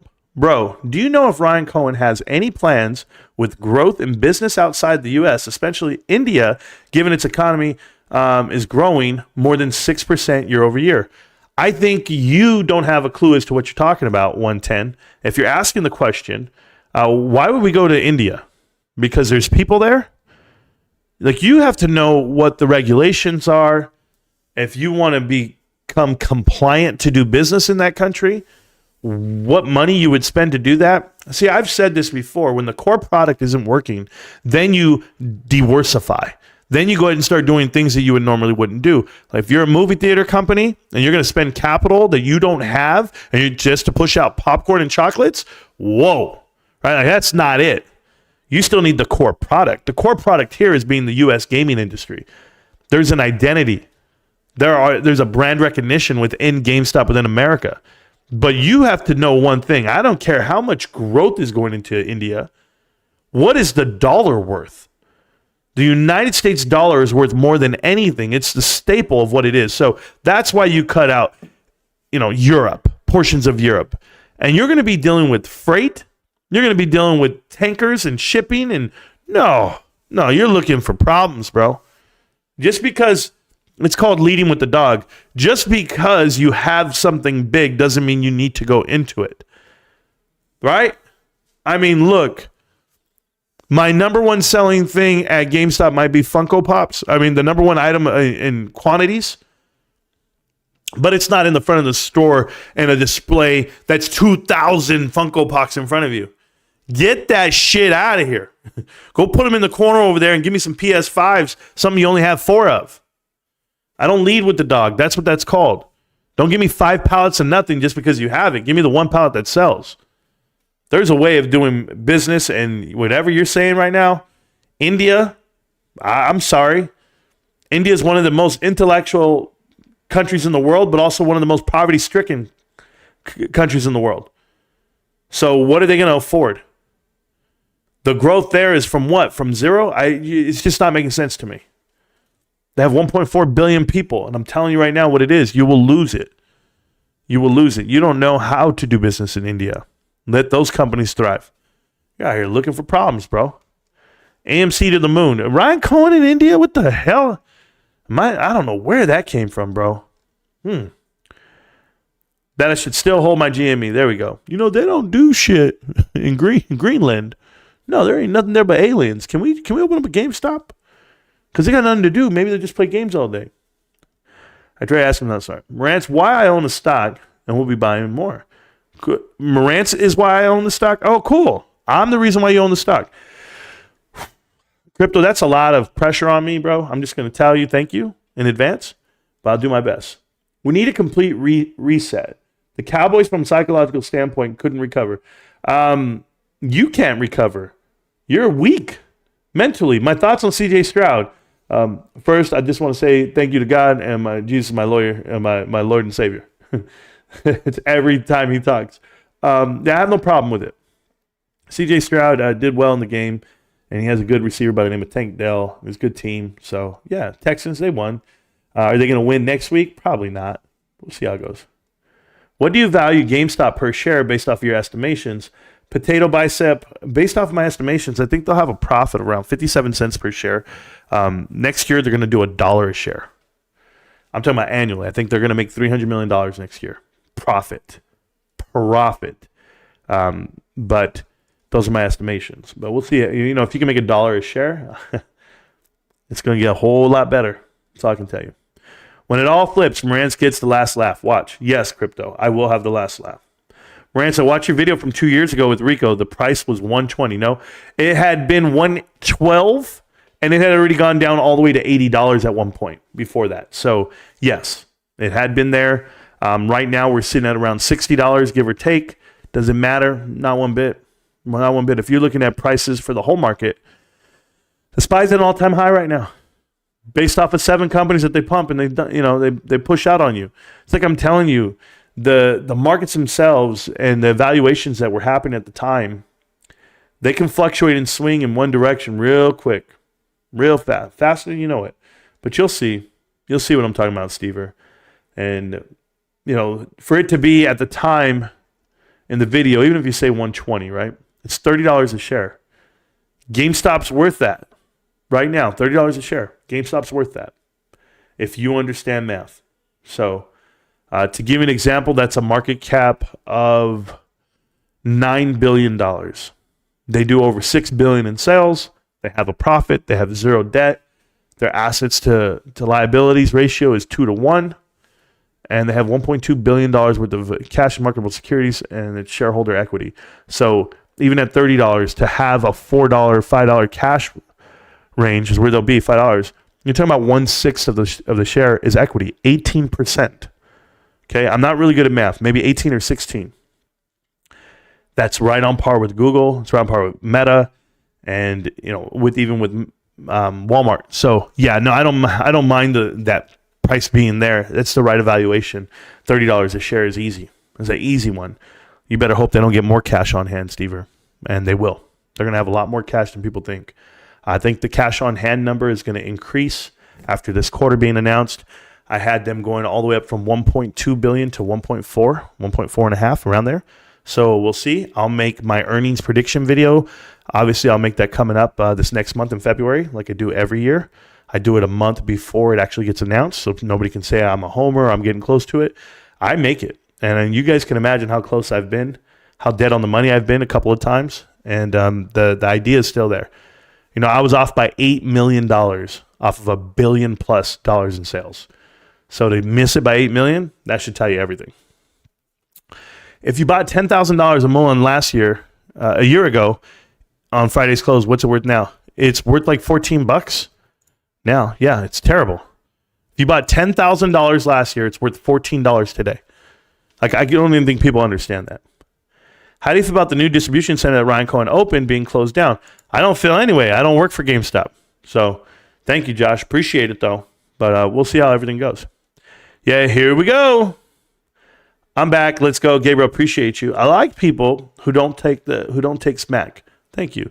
Kaiser's political refugee. Yeah, I don't even know why. And I don't care. And then you do the work and you prove it. Thank you. More SG&A cuts. That can be. They can be great cut. If they figured out how to go ahead and do it the way they're doing it right now between Texas and Reno. It all depends on the rates they're getting. Is your Reddit hacked? No, my Reddit's not hacked. That was really me. Bro, Billy Check going to keep following Parcells and your next coach. Oh, going to be your next coach? Oh, okay, Stacks. So we're going to get Bill Belichick? I don't want Bill Belichick. I don't like him. I think he has no charisma at all. I don't like him, but whatever. My Pop Warner quarterback is better than Dak. Yeah, Buck. Buck Danner, I'm down with that too. Yeah, I was a quarterback of my Pop Warner football team. And my Pop Warner football team had ballers. Ballers. When I was in 8th grade, guys, let me tell you something. My running back was Jeffrey Webb, got drafted by the Kansas City Chiefs. My other wide receiver was Chadwick Davis, still the best football player I've ever been around my whole life. I had Rico on my team. It was me, another dude named Jerry Zatharan, who ended up becoming an actor. We had some ballers, bro. I'm telling you. Them dudes were hitting. We won, and we went all the way to semifinals. And we lost to a really good team. But, yeah, there been some badass dudes. He got timed out. Good. He just watching, Gabe. There you go. They all are. Your YouTube name is all caps if you didn't notice. Thanks. Appreciate that, man. You can turn it off if you didn't notice. Almost gave Jimmy Johnson an effing heart attack. Tell me about it, bro. Apollo and 6th Street deal with Twitter. I have to see that, badass. We have to talk about that, okay? Amber, Stacks, thank you. Marantz, just want to let you know, I ripped down my picture of Jordan Love last night just for you. Only picture left on my wall is you, my most explosive athlete. Hulk Hogan, if you have a picture of Jordan Love up on your walls, you have your own damn problems, bro. I can't have children on my walls. The Shills are in full forces, yes. 9K subs now. Yeah. Yeah, we have 9K, 9,000 subs. Yeah, we've had 9,000. We're okay. Wendy, thank you so much. You traveling? You hurting? Yeah. I don't know. I don't know what she's doing. I'm at a car dealer. Didn't know it was 12:53. Oh, Wendy, that sucks. Car dealership? Be careful, girl. Let me know. Call me if you need me. Oh, my God. Sorry for the spelling of your name. How about them Lions? You know, from what I hear, they won. I didn't watch the game, guys. After the Cowboys lost, I refuse to watch any more football the rest of the year. I will not be watching the Super Bowl. I will not be watching football games. I have January 28th. That is the 3-year anniversary of the buy button being taken away from GameStop. It also is a Sunday. It also is my dad's birthday. So my plan is to take my dad to breakfast that morning and not watch a single game. I'm going to be doing YouTube videos about finance. I'm going to be digging in so deep on this channel and what we do. So I have no choice but to commit myself to this channel at this point in my life. I don't want to do anything else. I don't want to watch football. I don't want to watch the Lakers. They suck. And I just want to keep doing what we're doing. Same damn list from 2 years ago, bro. There you go. Marantz, the York, D.C. warehouse is closing. That was not the York, D.C. That was York, Pennsylvania. But thanks, Stever. The fact that you don't even know that, that's what kills me, man. You want to talk about it, you want to be a downer about it, but then you don't even know where it's at. Like, why am I the only guy who actually knows everything about GameStop? Like, there's people out there that talk and then they don't know shit. Ugh. Marantz, avoid actual GameStop info like the distribution center closing. No, Josh, I'll make a video about it when I read more about it. That's the point. I'm not going to speak on it as if you guys are the official authority about the info itself. You guys can tell me anything in this chat. I don't know if it's true or not. When I go read about it, then I'll come up with an idea about it, how I feel about it. That's what the rant is. Shout out to Ruben for gifting 10 free memberships to the channel. Don't forget, guys, you're going to need those paid memberships right there. If you're not a member of the channel, you're going to need them because the James Danny interviews are going underneath our paid-only member section. And it is $2.99 a month. If you can't afford $2.99, I apologize, guys, but that's the contract I have with YouTube. I charge you the least amount that I can and still be in the good graces of YouTube because they gave me the platform, they gave me the free advertisement, and that's my partnership, and it has been for 3 years. But I try not to take too much from the community. I do my best I can. I let the views pay for me, I would assume. When do you think we will be eligible for the S&P 500? Big Cliff. I'm looking at it from a couple of different standpoints. Depending on what GameStop does with their capital and Ryan Cohen's capital, however it works out, I have a phone call that I'm not going to pick up.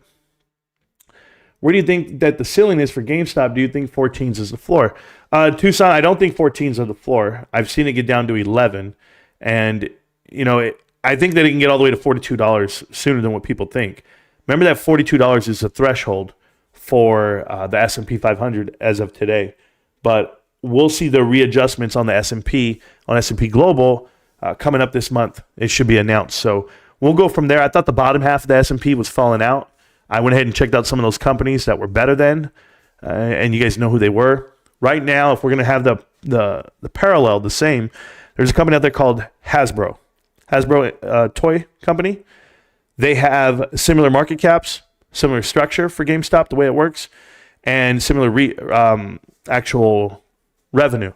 But GameStop's killing them. GameStop's killing them because they don't have private equity, and those guys do. So that's the way it works. So we'll get there, and we'll eventually answer.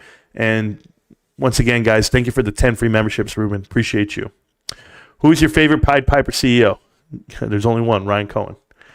Earnings are a day before my birthday, a birthday gift. Gabriel, I can't wait. I know that AMC is going to come out with their earnings first, and their shit's going to be terrible. It's hilarious. But as you guys know, we have about 14 more days to shop at GameStop. I believe it might be even 13 more days for the quarter. And so if you shop over the next 14 days, it'll be awesome. I'm going to be going to GameStop on Wednesday or Thursday, one of those days next week, maybe Friday. I don't know. I don't have that much time because I'm in between. Wow, 10 more free memberships for the channel. Thank you so much, Ruben. You don't have to do that, Ruben, but I appreciate you. I know you always want to support the info and the channel and the group, and you're a real one from day one, so I appreciate you, sir. I love you. Earnings are a day before. Yeah, I got you. So check this out. Those earnings are going to come out for AMC. I'll be live with you, but I have to get down to GameStop the next week or two. I'm so busy with the channel. I'm so busy with life and my family that I haven't had time to, but I owe someone a gift card, a $50 gift card that I'm going to buy them. I already messaged him directly. It's a big fan of the show. So just know you're going to get that $50. I don't think I've ever fallen through on a promise other than a shirt for Buddy. I never got Buddy a shirt, and or Gabe, or not Gabriel, but someone else I didn't get a shirt for that lived in Israel. And it was because my shipping company's not Gabriel. It was Gabriel. Yeah. Are you still in Israel, Gabriel? I don't know. My shipping company wasn't shipping out there. I asked them and they said no. So I don't remember what we put down. I can't do any countries that are in war, allegedly, or are they? Yes. Like I couldn't do Ukraine. That was my point when I said allegedly. I know Ukraine, or I know Israel's at war, but just go from there. Okay, sweet people, thank you so much. What did Josh say? And I got to read YouTube. I'm reading TikTok as well. Who should Arizona hire? I don't know, man. I don't pay attention to sports at all, guys. They're trash. The Dallas Cowboys should hire anyone at this point. Anyone's better than Dak Prescott. I'm done with his ass. So you do this for finance and Rico for sports? What's the story? Oh, the story. Phoenix. I've been live before, and I said the whole story. I've always done finance on YouTube, and somewhere in there, Rico stole one of my takes on sports. People know this.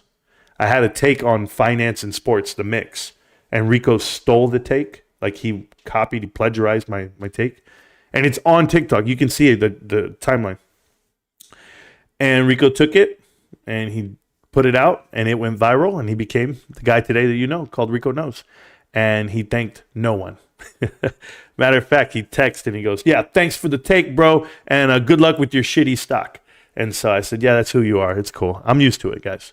I'm used to it. I told the whole chat this two years ago when Rico first came to the channel. I said, you guys don't know who he is. He's not this guy. He's not the guy that he's trying to claim he is. And the true colors finally came out over time. So it always does, by the way. And my true colors have come out. Like I'm the real deal. But yeah, missed it. So thanks for the rerun. Yeah, there's so much more than that. No, I'm not Rico. But there you go. CD just a short route receiver. He's not even that. To me, I think he's not. I don't even think he's that good, to be honest with you. I think anyone could do what CD does. Just pass the ball to someone. Like I'm serious. Brandon Cooks, any wide receiver could do what he's doing. He's not generational. He's not different. That's my opinion because I've watched a lot of guys. He's not Randy Moss. He's not, he's not even Chad Ochocinco, bro. He's just not. He's not that guy. He's just a guy who had a lot of catches in one random year. Okay. I'm a complete hater right now on my Cowboys. I'm hating my Cowboys on purpose. I'm hating them into submission because they hurt me last night. I'm hurt, bro. It's like a girl who cheated on you, right? I've never had a woman cheat on me, but I will tell you, or that I know of. I should put it that way. But it's like, how can I put it? It's almost like when your dad beats your ass, right? Like he'll spank you or something, or maybe when you got old enough, he put the hands on you, and you're like, you don't fight back because you say, man, I love that man. I respect that man. I'm never gonna hit him. But then you're like, man, this mother. You be talking that shit, it's like Debo. You're like, yeah, I be saying that shit. When he walks away, I'll say it again. Like, I'll be quiet. But nah, Cowboys just piss me off, bro. You got to be trolling. No, I'm not trolling, bro. There you go. Cowboys are frauds. I agree. Hey, Marantz, it's me, Johnny. I'm back. Arthur Kingston, you're going to get banned every time you use a different account because my crew don't mess with you. We're the realest. Marantz is broke because of GameStop. Josh, I'm not broke. I don't know what to tell you, Josh. Josh, go punch some drywall and wait till Marantz will get to your clown ass. Yeah, I mean, there's nothing I can do with these cats, man. They want to just crumble and say, it's like what if I told you, Josh, my child, or I don't even want to speak on it that way. I don't want to speak ill on my children. I just won't. But what if I told you that someone in the family is going through a sickness or something? And or anything, like you just don't give a fuck, bro. You just you want to speak out of turn, so that's cool. What's the minimal amount of GameStop shares to hold to become a millionaire? Any rough estimates? Thanks, G Money. I don't think you guys understand how to invest money. Period. Because the minimal amount would be what? 10 million shares, and you're a millionaire. If every share was 10 cents. I mean, what is it that you want to hear? The way wealth works and the way value works is you take your capital and you invest it into things that will eventually grow if you feel that way. So the return on my money, if I put in $100,000, a good return would be 10% a year.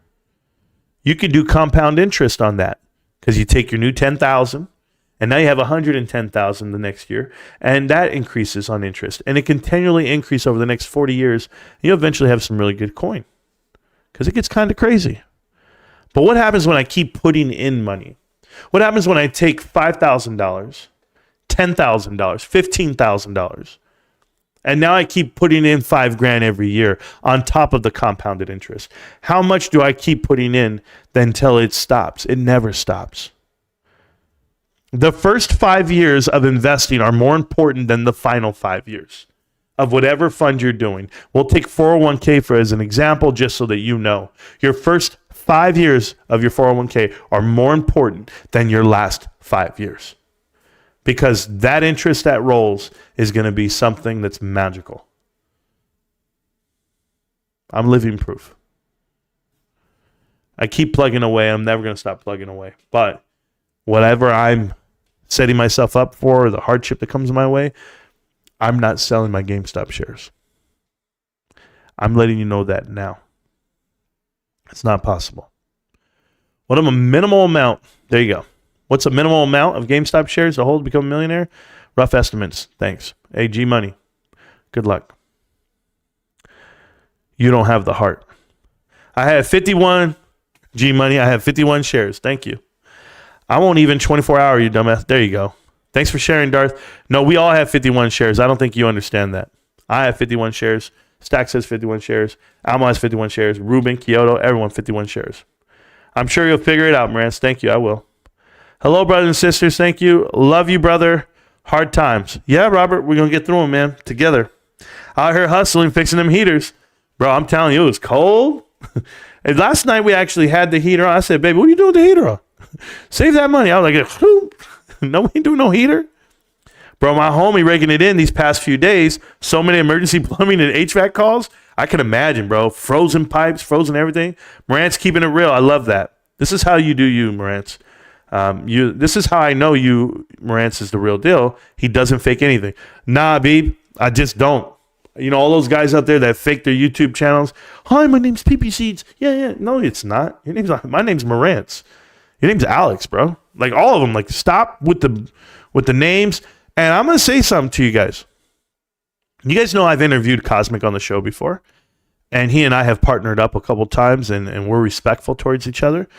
But my disconnect with the cheerleading type of it is this: when Cosmic is going through real life, okay, he still shields who he is.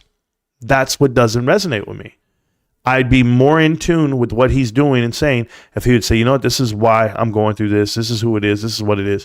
But he keeps it very private. I respect his privacy, but I'm saying I'm in space. I'm at a job. Nah, I'm not. There's no one who's ever been successful in life being somebody they're not. Being a fake? I'm not calling him fake. I'm just saying he's playing a role. And I've never agreed with that role. Milli Vanilli comes to mind. But I support him. I support him whenever he wants to come out and just drop the paint and say, hey, this is who I am. But a lot of guys know that. Hell, even I know who the Undertaker is now as an adult. I promise you right now, Undertaker is a good person. But when I was a kid, I was scared when that music came on. I was like, yo, bro, turn the lights on. Rico's right there shaking, bro. I remember Rico was shaking. He's calling the 1-800 number for WWF. He's like this. Yes, hello? And they were like, this is the Undertaker telling you to go to bed. We got to go to bed. Rico's all scared. I'm like, bro, man up, bro. Say it with your chest. He doesn't fake things. He's just delusional in his bullishness towards GameStop. Oh, that's what it is, Josh. I'm delusional. Josh, are you from Wedbush as well? He might as well be, bro. Greetings, Marantz and family. Thank you for the channel and some of the knowledge on GameStop. Yeah, you're welcome. I do my best. Same as Arthur. There we go. I do my best, man. I really do. We're going to keep reading the chat, and then eventually I'll get to go home, but I'm never going to go home. I'm already home. I'm off today, guys. I'm off today. And I know you're... Avoid me, Rico. I don't know who the hell you are, Lorraine Ramsey. Listen. To you, Lorraine Ramsey, and I'm going to put this on YouTube just so people can hear this. Hey, TikTok, listen, there's been 2 women that keep texting me and saying that I'm a con artist and that I'm taking advantage of them, and this is one of them over here. Guys, I'm not Rico Knows. That's the first thing. And Lorraine, you got conned by some dudes from like Nigeria or Brazil or somewhere, wherever they're from. They just used pictures of me and my brother, and it's been going on for 15 years, girl. You think I have time to con you out of your 10 pesos? I'm not going to do shit, girl. All right? I wish you the best of luck. I hope you find love. Not my fault you fell in love with somebody online. I'm telling you it's all fake. Whoever wrote you a letter and said, hey, girl, I like you. It's all bullshit. A guy like me is never going to like a girl like you. And why? What do I mean by that? I'm married. That's what I mean. Thank you. We have a super chat. I don't see these that often. Super chat says, hi, fam. Sadly to say, home resting now from a collapsed lung. Ooh, gift card giveaway for me, please. Stay safe, healthy, out here, family. Love you. Missed a few days, got to run back. P.S. I'm never selling. Michael Vanetti, thank you so much for the super chat. And yes, sir, I hear you. I hope your collapsed lung. That sounds painful, man. Painful. And I wish you the best, man. I really do. Speedy recovery.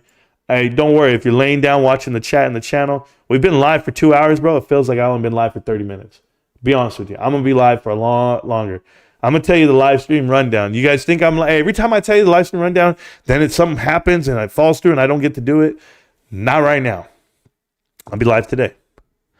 I will be live on Wednesday. Not that long, but for a little bit. I'll be live on Thursday. I'll be live on Friday. Yeah, those are the days I'll be live. I want to say that. So today, Wednesday, Thursday, Friday. 4 days out of the 5. Markets will be open. Tomorrow, I won't be live tomorrow. I might be live tomorrow night. I don't know. I don't know how tired I'm going to be. But I have things to do. I got to go water the grass when I'm done with this live stream right now. I'm going to go hiking. I'm going to go do like a 5-mile hike for Martin Luther King Day. Maybe 10-mile hike. I don't know what I feel like doing. I feel like getting out there and hitting the ground. Remember that I'm trying to lose a pound a day. I'm still doing that. I'm in a way, or at least trying to do a mile a day. But I got to put the trash bag on, put the whole suit on, and do whatever the wife has around the house. And that's what I'm going to be doing. All right, but let me read the chat with you guys. Appreciate you. Who cares? It's not all about you, brother. Luke, do you understand what this channel is, Luke? My channel is about me. The channel's called Marantz Rantz. I'm on YouTube. We've had 553 people come through, and you're one of the lonely ones over there on TikTok. You're watching me on TikTok. Remember that, okay, bro? And I'm a nice guy. So try being respectful.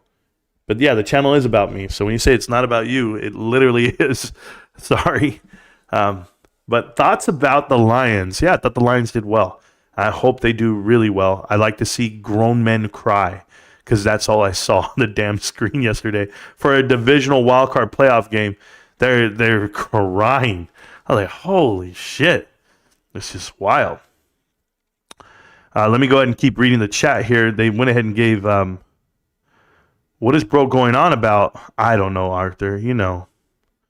You're only delusional person here, Josh. We know that. My cousin says that the meme equities will likely see collective melt up on OPEC's repositioning. Oh, thanks, bro. Didn't you already say this, Arthur? Like you just said this on your last account. Who's paying you to say this stuff? Marantz, are you in debt? I think every American is in debt. I have a mortgage, so yeah. I'm in debt, sure. Okay, he's only 85% since he first started bullish videos on GameStop, but sure, Stacks. Who's only 85%? My first buy-in was at what, 40, I want to say $49 compared to, and I'm talking about 49 pre-split. So divide that by 4. I literally posted my first buy-in in the Discord the other day. It says first investment in GameStop, and it said February 9th. Literally posted it. You tell me what the stock price was that day. I want to say it was the 9th when I posted the thing. I think the buy button had just got opened up or something. I can't remember. I have it. It's from what was the post? It's actually from my Fidelity account. What does that tell you? Okay, he's only 85%, but there you go. Yeah, I'm not 85. I'm just going to tell you that right now. I'm in the 20s on my cost base, and we'll be back in the 20s again. You'll find that out. Which is why he's disadmitting about being broke. Yeah, I'm broke, bro. God, Josh. Anybody want to Google? Go Google. Go Google. Find out what it costs to live in California, and then we'll find out if I'm broke. Just figure it out, okay? You know what the insurance told me my house is worth? You don't even want to know, guys. This is why insurance is crazy. Did I not talk about this? Okay, so the insurance video I did on TikTok has like 100,000 views, right? Whatever it may be, in 1 week. And do you know why? Because I said it. I was like, dude, I went in for homeowner's insurance. And he goes, hey, AAA's evaluating your property at $875,000. I said, yo, man, listen, you guys want to insure me for $875,000? And I'm going to tell you right now, show me who's paying $875,000. Like, show me where I can get that money right now because I'll sell my house today. Like, straight up. Don't tell me that it's worth something just because you guys want to do it. Well, when we do restructuring and rebuild, we evaluate the property, the square footage, the this and that. And I'm just like, yo, you can do whatever the hell you want.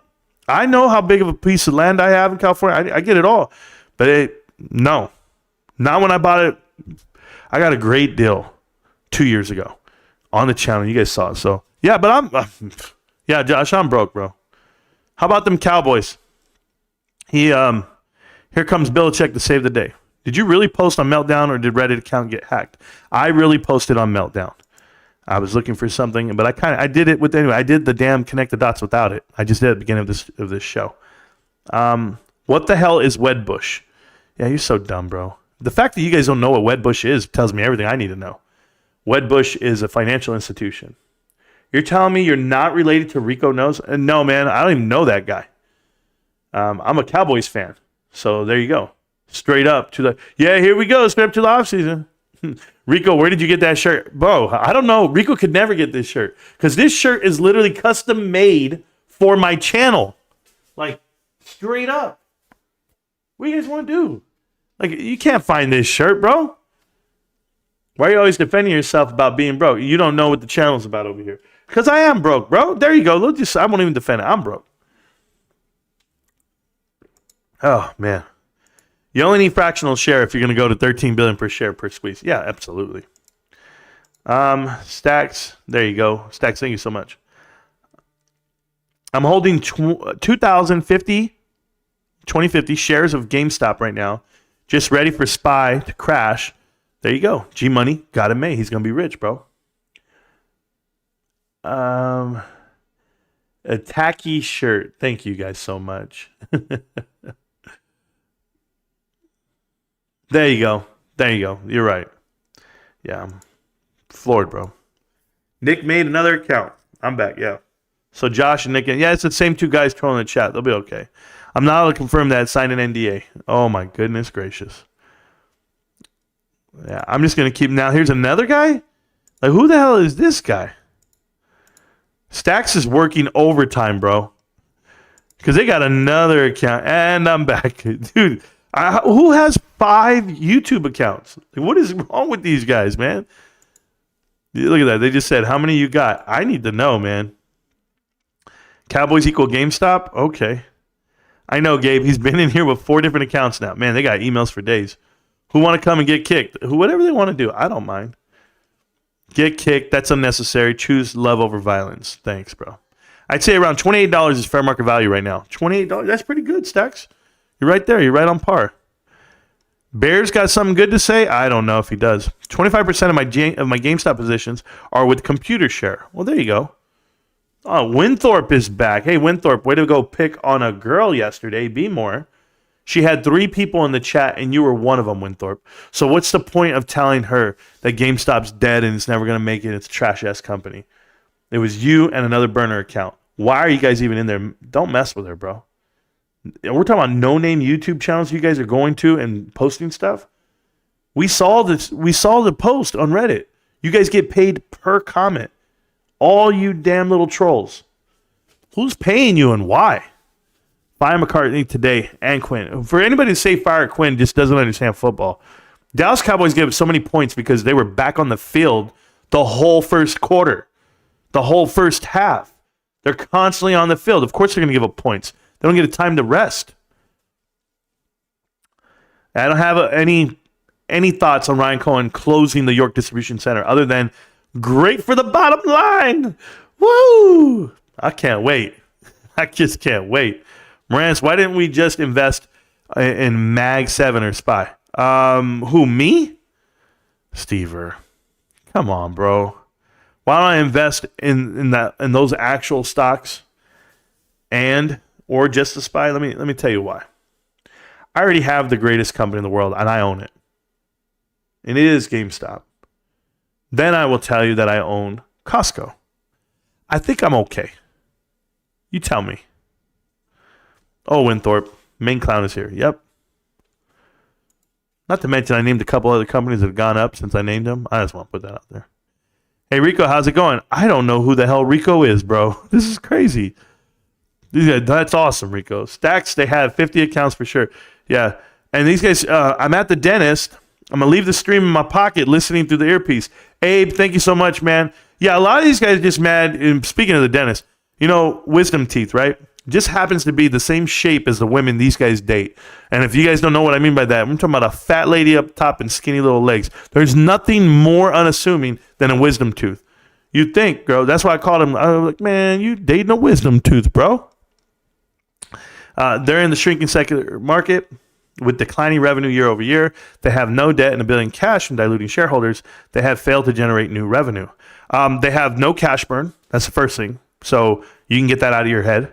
Additionally, they have an increased on operating margin. We're talking about totals.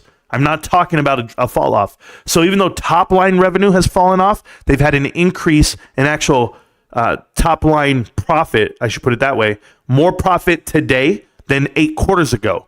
So what fell off? They just became better operators. So even you don't understand what you're talking about. It's so easy to just say that bullshit, what you just said, and not looking at the true numbers. I've already looked at the true numbers. I've already shown them on multiple videos. You're factually wrong. So thank you so much for posting more misleading lies. They are not overvalued. And how are they losing market share year over year? Like, what is it that they're losing? They shrank their footprint from 8,000 stores, 7,500. They're down to 3,000 stores right now. What are they losing? Did they have a massive drop off on profit? Actually, now they're profitable. They were overstored. I hope you know what that means. Like, go Google that phrasing, overstored. That means the amount of square footage that they pay, they actually are making more profit per square foot. The equivalent would be more profit per man hour. Like, you got to know what retail is, bro. Don't talk to me about retail. Don't just say some bullshit. You pasting copy off of your damn meltdown headlines, bro. It does not work with me. It's crazy, bro. Apprehensive, how you doing? Go Bills, sure. When Marantz no in debt anymore. When? I guess when I die because I have a huge life insurance policy, and or when I retire because I have a huge account there too. Marantz in debt forever. Wife is pissed. How would you know how my wife feels, bro? GameStop ruined him. GameStop did nothing but enhance everything I do. Think about it. I've managed to save up X amount of dollars that I would have spent on drinks, on going out, eating senseless dinners, spending in the house. I mean, shit, we could have did other, like go shopping. I don't do any of that. I love it. I love that I don't spend the money. And guess what? It didn't cost me anything. I haven't lost my value. My value is still there. Ever-growing market and the brand recognition, established customer base, no debt, and great leadership. Yeah, I don't even understand this whole the market isn't growing. The market expands year over year. So you'll figure it out. The free memberships went to the clowns. Some of these clowns got one. In a year, he will be destroyed. Who will be? Ryan Cohen? Not even possible, bro. Be the 30th anniversary of losing next year. Scott, what are you talking about? What are you talking about? The Dallas Cowboys won the Super Bowl in 95. What is that, 25 years ago? I'm not good at math. We're in 2024. 30 years ago. Whoa, they're division champs this year. Everybody has to win the Super Bowl? Division champs, bro. Yeah. Rico is a Cowboy fan. Yes, I am. Yeah, there we go. Johnny Flanagan getting a free membership. What a punk, bro. First Sergeant Rico knows Moon Rantz is an E4 buster. You paid $2 to say that? That's what you said, bro?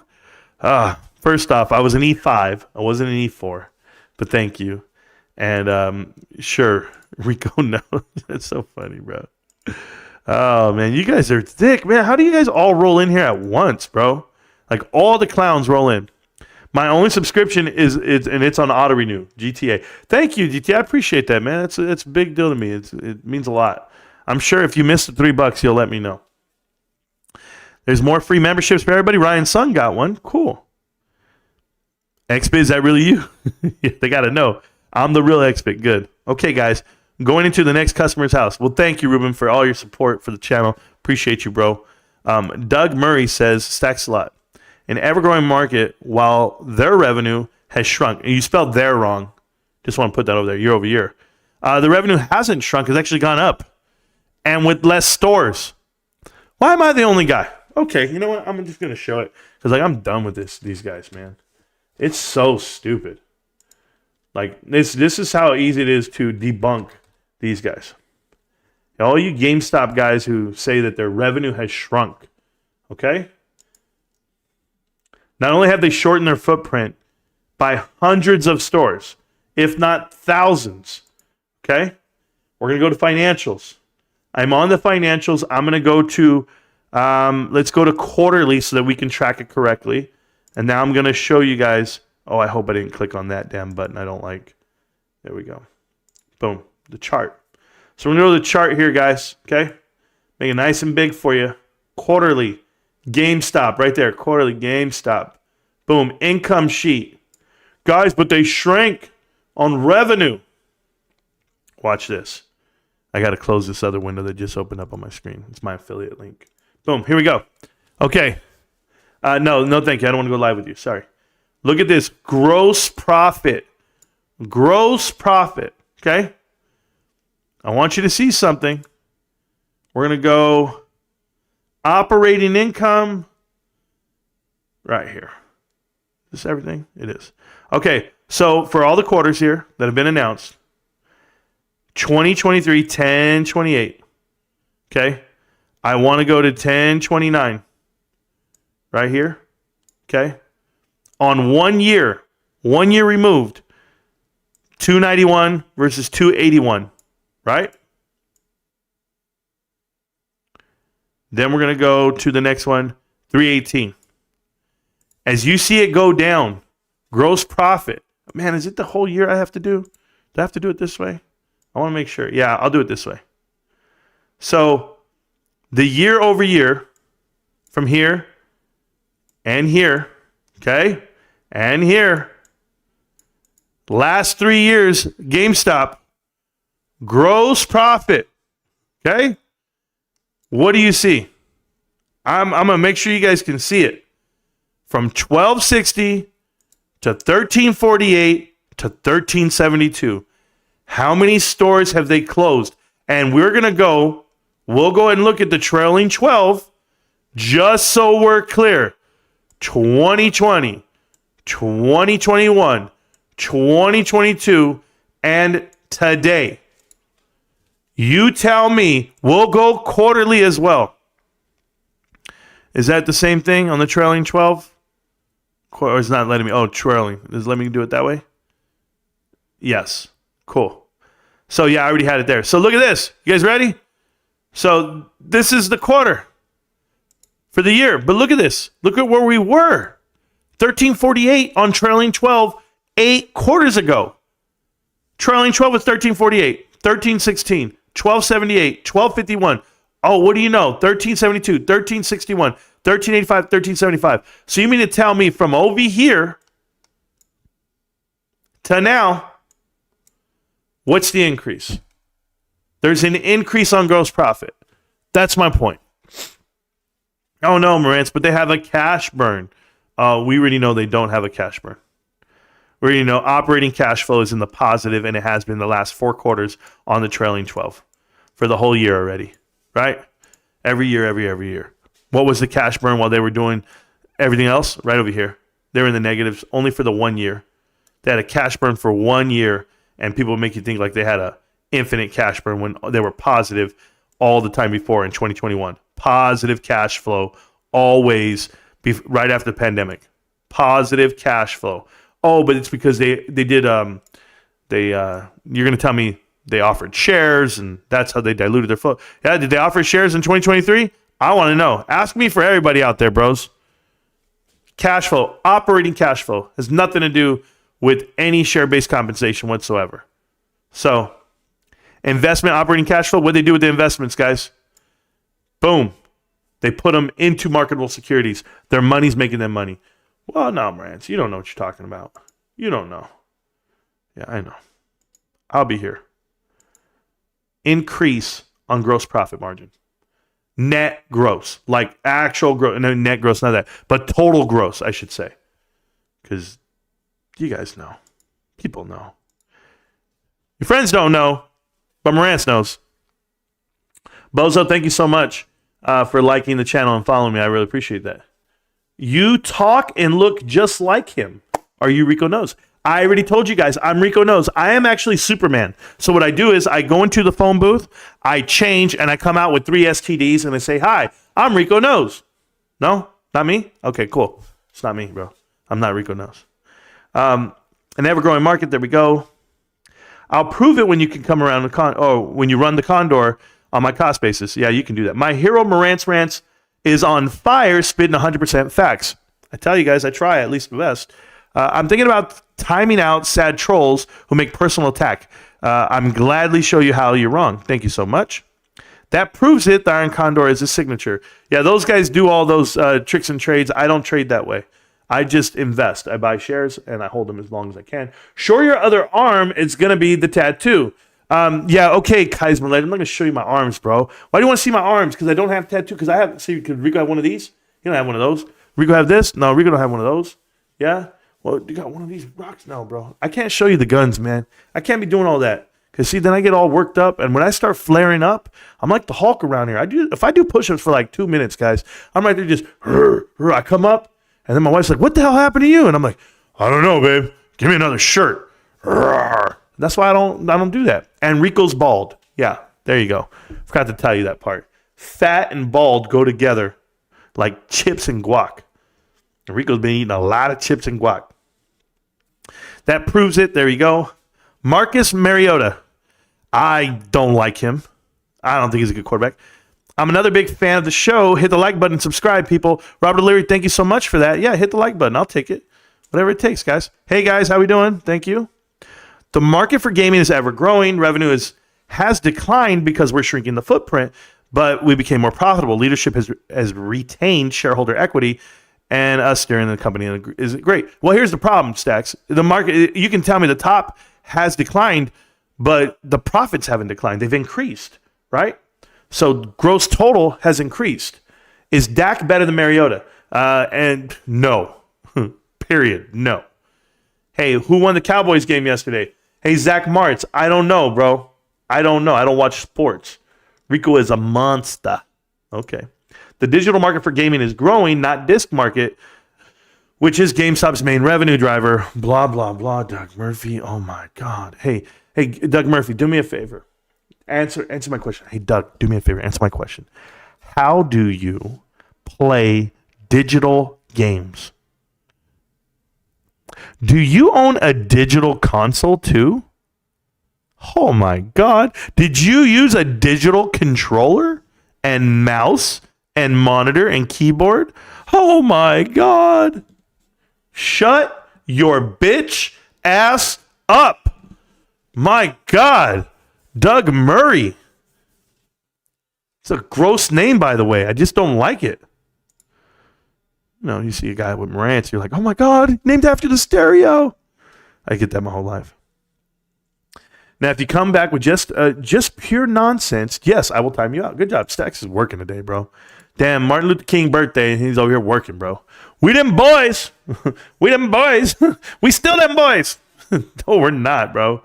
We them little boys. We them trailer park boys. We them vacation boys. We them beach bunny boys. We don't do shit but go on vacation, Cowboys players. But where is he going now? Everything has done, is dead and dying. So what the hell are they going to do? Bears with shares. Let me tell you something. Bears with shares? Who cares? Why are you trying to map out what GameStop is doing if you're not invested? Like, you're not invested. What do you care where they're going, where they're headed? What is this? Why do you want answers, bro? I want answers. I want the truth. The truth is, you can't handle the truth. And I don't have the inclination or the time to explain to you why you can't handle the truth. I would rather you just say thank you for the DD and carry on. Otherwise, I don't give a damn what you think you're entitled to. Okay? Bears with stairs. The Care Bear stare. Give it to me, babe. Doug Murphy comes back. The SG&A cuts are so deep that people are quitting their stores. We are showing that we have no growth by closing stores. You think, Doug Murray, that by entry-level high school kids leaving their jobs, that's a problem. Have you been to your local GameStop store? And until you can document that you speak to the manager, and the same manager is there from last year, which they will be, and the staff is still working part-time because the hours have been declined, therefore, they're doing better business, better operators, they're getting paid holidays off, and e-commerce is building up whatever they're losing on the storefront. So what exactly are you talking about? Retention via a district manager and or a store leader? Those guys get paid RSUs, shares. Therefore, those shares will come make them profit.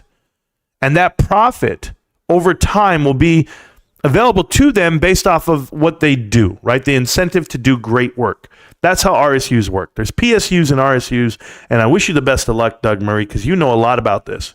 You want to talk about SG&A cuts? What are the things that you can cut? That's the whole point. SG&A has stats in there called controllables. You want to break down the P&L? Break it down line by line, but you don't get to call out what the SG&A is because it's overstated. I told you this 3 years ago, and you didn't listen, apparently. GameStop has an SG&A that, in addition to just what it costs to run the stores, they hide their other expenses in it, which is totally legal, but it also leaves you out to dry because you can't predict when to short it and when not to. And you, the shorter, Mr. Doug Murray, you're going to get caught with your pants down. And everyone's going to laugh because it's cold outside. Got me? Bruh? You don't even understand what I'm telling you. Or maybe you do. Punk. Who's we? You own shares? Thank you, bro. Be talking about we like he's got a mouse in his pocket. Too much, bro. Yeah, there's more to cut, Bears. There's much more. I own 51 just like everyone else. I bet. You know what he's talking about. And where is the growth coming from? There you guys go. Where's the growth coming from? It's coming from within my pants. How about that? I get excited every time you type and talk to me. That's how I do it, and I show it. All right? I got a horse right here. His name is Paul Revere. Bro, what is it? What is it that you think you know that we don't? Are you like the Bill Pulte of everything? Do you put dollars in your shoes so you can seem a little taller? Is that what it is for me, Doug Murray? I got to find out why you're against what we're doing. You think I have all the answers? You think I work for GameStop? I'm just a huge fan, right? But I'm supposed to give you some belief so you can believe in your own investment? Then don't make it. Do the due diligence. Don't come at me for financial advice. I literally say, thank you, and welcome back to Marantz Rantz. Plenty of good information, a little bit of motivation, a whole lot of truth, no financial advice. But you seem to not understand any of those phrasing. I said a little bit of truth, a whole lot of truth, a little bit of advice, a whole lot of advice, no financial advice, but a lot of motivation. You figure it out. You're ridiculous, bro. Yep, here we go. Home. Thank you, bro. Thank you. All these guys, they like the shirt, bro. What can I tell you? Bro, I wear this shirt every day. The current business model is not good. That's why they are focused and closed down everything down. Thanks, bro. Now you can make a statement and say what's not good, yet you're in the same breath you ask, what are they going to do next? But you can be so emphatic and direct, and it's like a statement of fact of what they're not good at, but you don't even know. Guys, I've said this so many times, I'm going to just drop dead on it. And I say it again because I know you guys have watched the show. I know you guys have gotten information from people, whatever it may be, out of your lifetime. Management teams are judged based off of what you see. You, right? I'm talking about headlines. They write headlines. They say this company is X, Y, and Z. This management team was amazing. And I'm telling you, stop that. Stop that. Stop judging people based off of their awards and accolades. Do it a different way. Judge them based off of what they don't do. I'm telling you because it's worth recognizing. When you see a company and an investment in front of you, and you go, you know what, guys? That company called Kohl's. Kohl's is amazing. You know why Kohl's is amazing? Because Kohl's partnered up with Sephora. Oh, this partnership, it's so valuable, it's so real. Kohl's partners up with Sephora, and it's going to drive all of the teeny boppers into the store. We need to get brands that are younger. We need to get makeup that's younger. It's going to drive traffic from every teenage girl all the way up till you're about 40. When you stop wearing makeup at like 50, you'll figure it out, but you have a demo to shop at your store now. But what did it cost you? Your whole business model? Remember, rather than congratulating them on that, did you check out the margins on teenage apparel and how you have to hold on to that inventory versus churning it? I know. Okay, and then did you talk about cap expenditures? CapEx on how you have to redesign your store, redecorate, and re-signage your store, and what it costs for this partnership. All of these things you did during an inflationary period when the cost of capital is too much, and the CAC, what you're paying for, the customer acquisition cost for those new shoppers, are going to hit your bottom line right in the gut.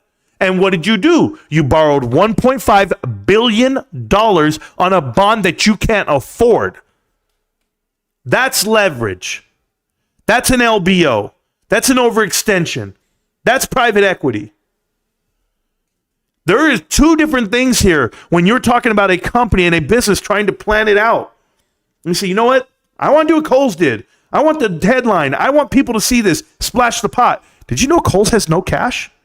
Kohl's is down to $200 million in the bank. They're 1 quarter away from having nothing. Let them get a cash burn. Let them get an extension. Why was Kohl's selling Adidas shoes for $10 last year? The delivery to the street, the final delivery, boom, pricing. They couldn't even get back their money. They had a Q4 where they generated $20 million of profit off of Christmas. $20 million of profit, and you owe $1.5 billion on a bond. I'm telling you right now, and they're paying out dividends. They are self-sabotaging that company to sell off the assets and or leverage against it. Private equity does this, guys. Private equity comes in with a ball of money. Says, you know what? I'm going to go ahead and put up $900 million. Or let's just call it a smooth billion. We'll just keep it flat for people. And they go $1 billion. But you know what they do? They then leverage the assets.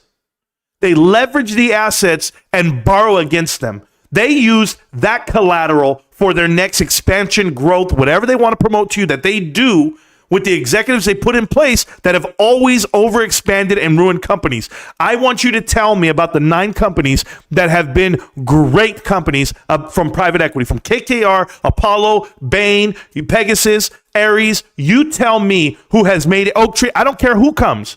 Tell me what company from Silver Lake that has been better in business because these guys came in and leveraged it. I'll wait. I only know of one right now. Hostess, right? The Twinkies. Other than that, no one. Everyone's losing. Everyone goes bankrupt. And this is why I'm telling you this story, because there's no way that you can tell me that I'm judging GameStop of what they're not doing. They don't have a plan. They don't do this. No, you jack. Start grading them for what they don't do. They don't overextend themselves. They don't over leverage. They don't buy things they don't need to buy, because this is not the time you expand. You don't expand in a Covey-heavy environment. You don't borrow money from JP Morgan with little sticky notes and tags. So you know what? You got to put these people on the board. You got to do this. No, you got to find someone that's going to invest in you, believe in you when no one will. I believe in GameStop. I made a YouTube channel to do it. I did a TikTok channel to do it. And I'm going out there making videos every day to tell people what's happening right now in this world. They are not overextending themselves. They are not borrowing money. They are not tied to private equity. They are doing it right. And they believe in themselves. They went to Ryan Cohen and they said, guess what, Ryan? You got your own damn money. You're your own billionaire. You're the largest holder of Apple shares in the world. You have all this capital to your name. Let's go ahead and sign underneath your own name because you believe in your investment. You want to overextend to yourself. You want to owe someone something, owe it to yourself. It's like borrowing against your 401k. I'm going to borrow that money, but guess what? I'll pay it back to myself, and the interest is mine. In the future, when you think about great companies, and you name them all, I don't care if it's Costco. I don't care if it's Amazon. I don't care if it's Apple. All you ever read is the headlines. The big stories of what they did do. You never read about what they didn't do, what they avoided, what that one manager did 20 years ago in a boardroom where he said, that's not a good idea. Let's not do that. That won't be in the headlines. But that's how you evaluate companies. What they don't do. GameStop's doing everything the correct way. And I'll show you Bed Bath & Beyond, and I'll show you AMC, and I'll show you Mullen Automotive, and I'll show you companies that are doing it the wrong way. And we can call it on purpose, but to fault no one. Because private equity is playing with the house's money, your money. That's why they're public and they haven't gone private. I've been right for a long time, guys. And it's only been 3 years. That's a long time. This is a huge battle. How about I go another 10, 20 years? And I sit here in front of you and tell you I made investments based off the fact that I knew who was in charge of the money and what the motives were. The motives right now are you're invested with GameStop because Ryan Cohen put his own billion-dollar companies behind it. His own capital behind it. His own legacy. His own name behind it. So don't tell me what he's doing and don't tell me what he's not doing. I do my own homework. And we're 100% correct. All right. Let's see what else I got here. The current business model is not good. Thanks, bro. Appreciate the assumption that it's not when the gross profit has gone up over the last 8 quarters on trailing 12. There you go. How about the last 3 years? Top line gross revenue has gone up over the last 3 years. And this will be the 4th year of an increase. Top line, total. Why has it always been the same with you silly ass meltdown bears with shares clowns? Yeah, too much growth was the damn problem. This is how GameStop got to the point in the last few years. We are shrinking. Yeah, shrink it now, get it down, and then you'll grow for real. If you understand growth and you know how to do it, you plan it out strategically, and it has a tie to, to the market itself. The biggest problem we're going to have right now is the election. For this next year, you're going to see a real flex on the markets themselves as a whole. The broader markets, sure. And what does that mean? That means that it can go left or right because whoever's in office is going to have a huge hurdle in front of them. If it's Biden for the next 4 years, I don't know how Biden runs again. I don't understand it. I've seen this guy who can't walk in a straight line, who doesn't know who the hell's in front of him, and it's crazy. But I've been baffled before. So whoever ends up winning presidency and running for it, that's not my concern. My concern is how it's interpreted by the markets themselves. So we'll see it together, and I'll commentate as I see it and go. But Doug, so what's bothering you from coming in here? Yeah, I don't even understand why they show up. No Name Carly, thank you so much. Stop talking about growth unless you're referring to solely to the e-commerce. Yeah, and you wouldn't know. You wouldn't know the sector of e-commerce. E-commerce is dead now. That's ridiculous. Did they not understand what e-commerce means? Apprehensive slew it. Do you understand what e-commerce is? What do you mean it's dead? You go to your phone right now and order something. That's e-commerce. You keep talking about the NFT marketplace. There's a big difference there. Educate yourself. You're embarrassing. Growth is growth. I don't care if brick and mortar or e-commerce. It's all going down. No, bears with shares. No, that's wrong too. That's so wrong. Like, you don't even understand your shop or your demo. It's very apparent. Very apparent. But I'll leave it there. Marantz, just do another video with you saying you just had so many shares that you don't want to show people because your family. Yeah. How do you go from that to this now? Doug Murray, if you don't understand the sarcasm within this channel, then you're going to fail at a lot of things in life. Like, you can't read the temperature in the room when you walk in. That's why you're here. We all have 51 shares. That's what we say. That's it. It's just a mantra. It's I am Spartacus. And maybe you don't understand that reference either. But there's Kirk Douglas. He's an actor. A movie called Spartacus. And they went into his army camp or his slave encampment and they tried to say, who is Spartacus? Because they were going to kill Spartacus. And one guy stood up right before he stood up and he goes, I am Spartacus. So they're going to go over and kill him. Then another guy stood up and goes, I'm Spartacus. And the whole point is, you're going to kill all the slaves until you find out who Spartacus was? Well, then you don't have any. And you won't have any. But instead, the uprising happened. And I am Spartacus. I have 51 shares. Go watch the movie. Educate yourself. You learn a lot about life. And then right after that one, go watch the movie called 300. And then you understand just the mentality of these investors here and who we are. We're a small, tight-knit group, bro. And you can't break us with bullshit-ass tweets and comments and little comments in a live video. You'll never take us down. Never. It's not this chanting, Marantz, Marantz. Hell no. We're just a couple of dudes that wake up every day and dudettes, and we take our ass to work. And then we come here and we just shit all over you. And not figuratively, I'm talking literally. You understand me, punk? I'm not dead. There you go. We're going 10 to 13. Oh, yeah, sure. Let's go get more. That was the point of the new centers, and those are gone. Awesome, bro. Are we live right now? North Star, we're live right now. I don't know why you showed up, but we're live.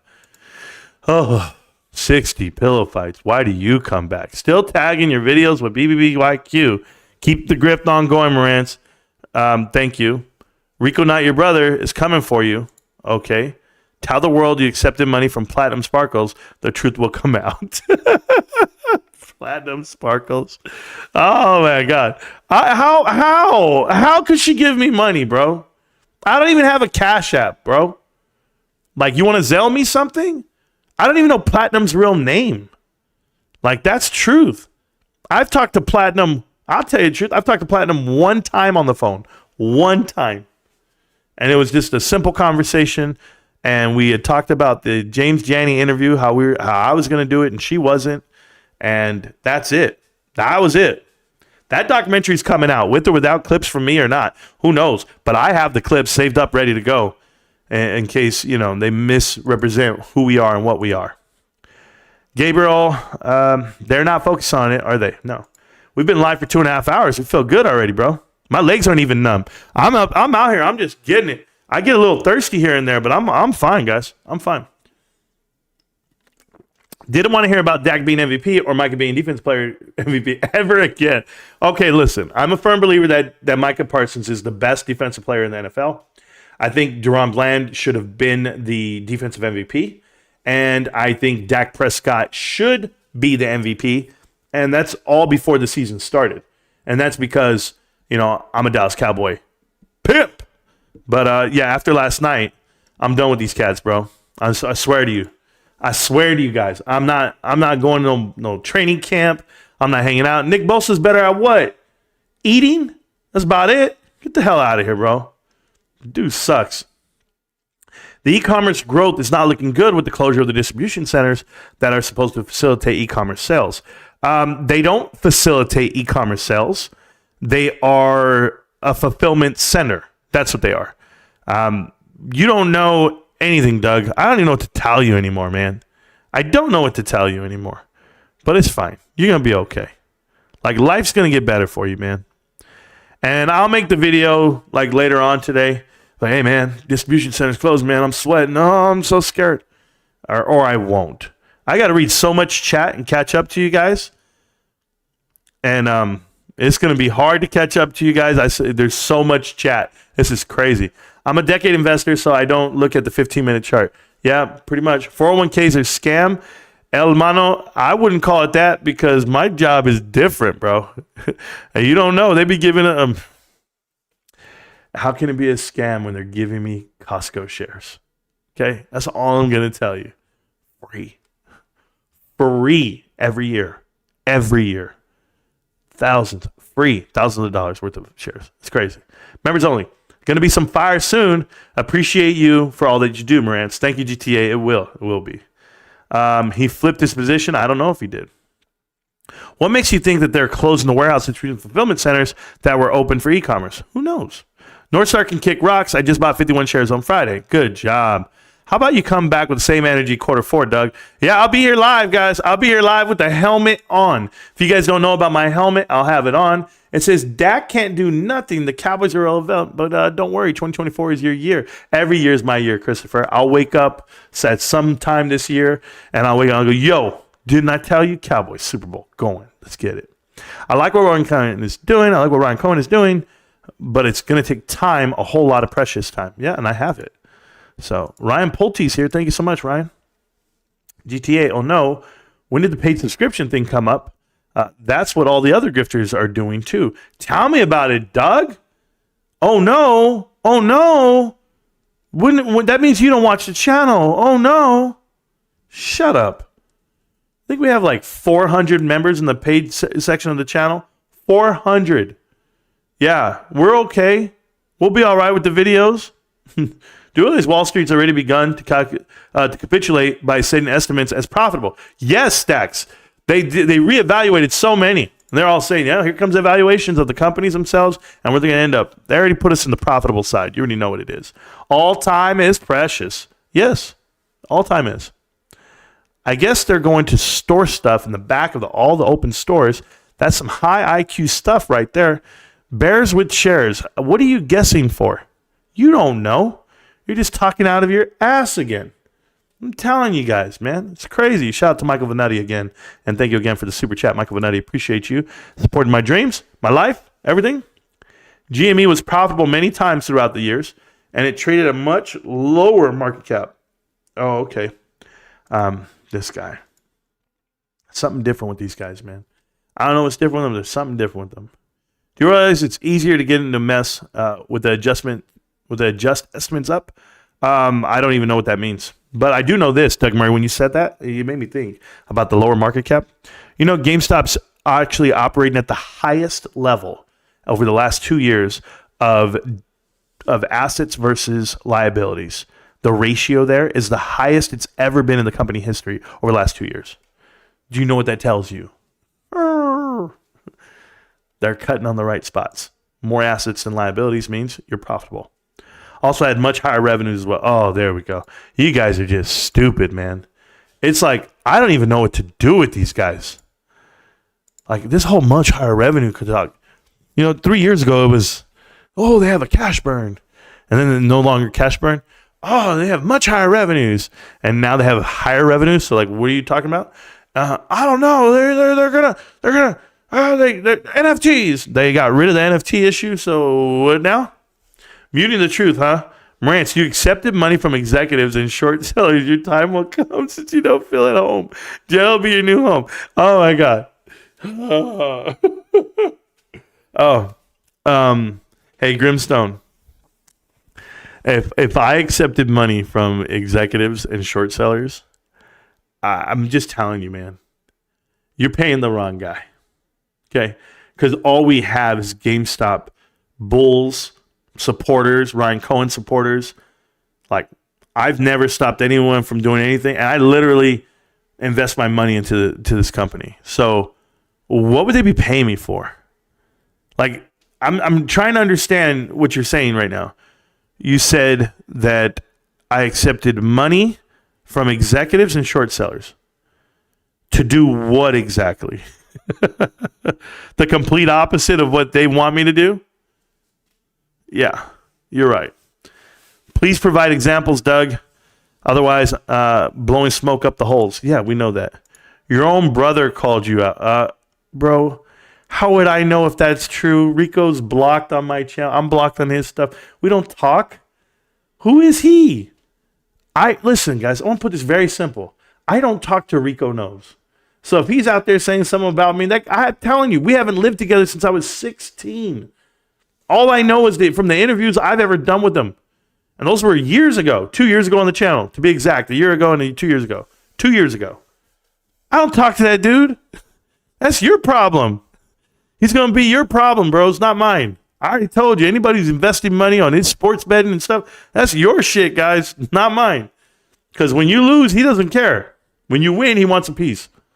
Totally different, bro. I'm just a different guy. I have a whole different world, and you can tell it just by watching our shows or just by talking to us or watching more videos. You'll realize I'm a family man. I'm a loyal husband. I'm all of the above. That dude is not that. So, and that's just the way it goes down. Just Google GME EPS year over year. Good luck. You can do that. Tell me what years to look at, Doug. Yeah, he's going to go all of them.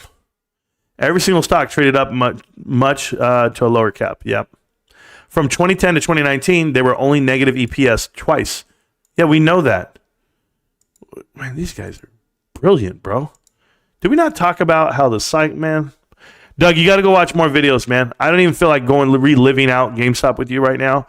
But the fact that private equity's been in GameStop since 2006, 2008, and over time, they leveraged them based off of their fund that they had, they positioned them to go bankrupt. So to give you an example, to say they had profits and they were positive EPS and they only went negative twice from that time frame, from 2010 to 2019.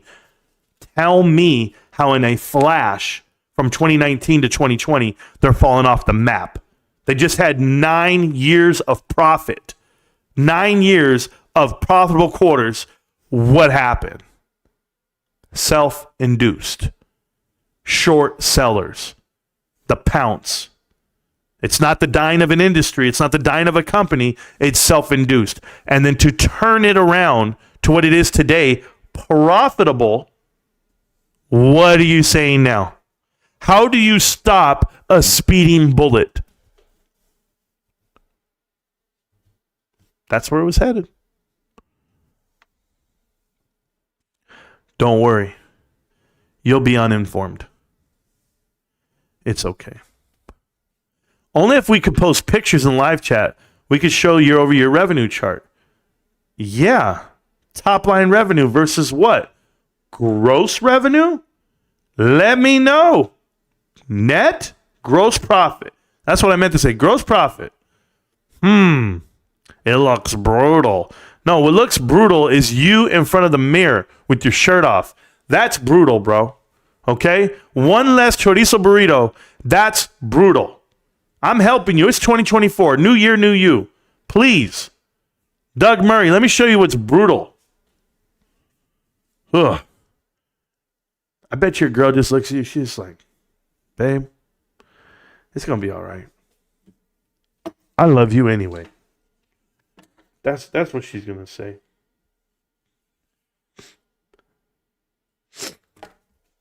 I was reading some of my stuff over here. Then I just started thinking about those wisdom tooth. I'm like, damn, she got skinny legs. She got a big old top. She looked like a potato with toothpicks. I don't blame her. Lucky they got a tube in me. Oh, to inflate me back up. Oh, that's cool. So I can have some breath. I'm on my own now. We good. There we go. Oh, so you're breathing okay? Man, that sounds just painful, bro. You're on the wrong side of history. North Star's telling you. There you go, North Star. Keep it going. Yeah, he might have flipped. We might have got North Star back on our side, or maybe he's just playing the part. Remember, I don't deal with North Star because he tried to infiltrate our bullshit with his music. He tried to get me blocked and banned. Revenue goes down when you close unproductive stores. Yes. Top line does. So we have maxed out our growth potential. Yes, Doug Murray, that's what we did. That's what we did. It's so what are you, elementary, bro? 5 mile hike with 2 trash bags on. Let's go. I'm about to do it. Just buy a sweatsuit. It's better for the environment. Bears with shares. What's better for the environment is you to stop typing bullshit in the chat. That's better for the environment. Secondly, you don't know that a sweatsuit's better for the environment because you don't know what I'm doing with my trash bags, bro. You know what I do with them after? This guy. Sweatsuit. Then you got to wash it. And it's gross. I just rather dispose of this trash bag when I'm done because then I take a dump in the woods and then I wrap it, boom, and you don't know. I never said that. I would consider that a jump to conclusion. Again, who is you? Doug? Man, Doug and Bears with Shares, they're just really getting the end of this. Just like buying digital copies, it's better for Mother Earth. Marantz cost basis confirmed, $29.99. It's actually $28 right now on one account, $24 on another. Just saying. We can sell more controllers and boost revenue. Yeah, absolutely. Got to run, fam. I'll watch later. Thank you, Am. Appreciate you. When Marantz OnlyFans. When you pay for it, Manuel. When you pay for it. Are you for grammar police or do you not understand what I'm talking about? Nobody understands what you're talking about. Doug Murray, I want to know something, Doug. Why do you speak as if you know me? Like, why do you type in the chat like you've been watching the show forever? Because it's obviously missed a lot of shows, but this is the first time I've ever seen you. So I'm trying to find out, Doug, where did you come from and why are you typing? That's the problem I have right now. You know, I do these shows all the time. And I remember everybody who comes into them. I've never seen you before. And now today, I've never seen somebody talk so much. So, to me, you're one of those paid shill guys. And I got time for this. This guy has lost it after yesterday. Ben, what did I lose? Your phone number? What's up, bruh? He says he's not Rico, yet he talks down on people just like him. You don't know, I'm not talking down on people. I'm lifting people up. I have these hedge fund plants in my YouTube chat coming at me every day. So that's what's going down over here. I'm just slapping them around like you need to. But nothing physical in real nature. Just slapping around with verbs. Verbs and nouns. He already takes his shirt off on the stream for free. Why pay? There you go. All right, let me take a poll real quick. Anyone want to keep these clowns around in here? No, I don't. Marantz, the bank owns your land and house. Yeah, they probably do, bro. But my house is worth more than what I bought it for, so I think I'm up. Darth Stacks a lot, eats Costco hot dogs the long way. I don't understand. I think everybody eats them the long way. You were better off saying what you do, butt licker. Your name is Butt Licker, by the way. And that's it. You could say it differently. You could say, you eat Costco hot dogs without chewing. That's what you could say, because that's what you do. You have extreme talent, sir. I get it. But thanks for the $2, bro. What else would I do without these super chats? I just couldn't do it. That's some house built brand new, probably, would list for $875. Yeah, Vinny, probably more. Probably more. But, I let them say it. I just leave it alone. Who has that kind of money anyway, bro? Broke YouTuber? Broke janitor? This place would be boring without clowns. I don't know, man. I'd be happier. Are hot dog sandwiches? No. Does he have to read super chats? Yes. I have to. Too many X-Bits 1. There we go. I just looked up your house on Zillow and it shows $530K. Nathan Raffle, you guys keep Googling me, keep looking it up, and look at the high end, look at the low end. I'm just letting you know. You guys want to know my whole life?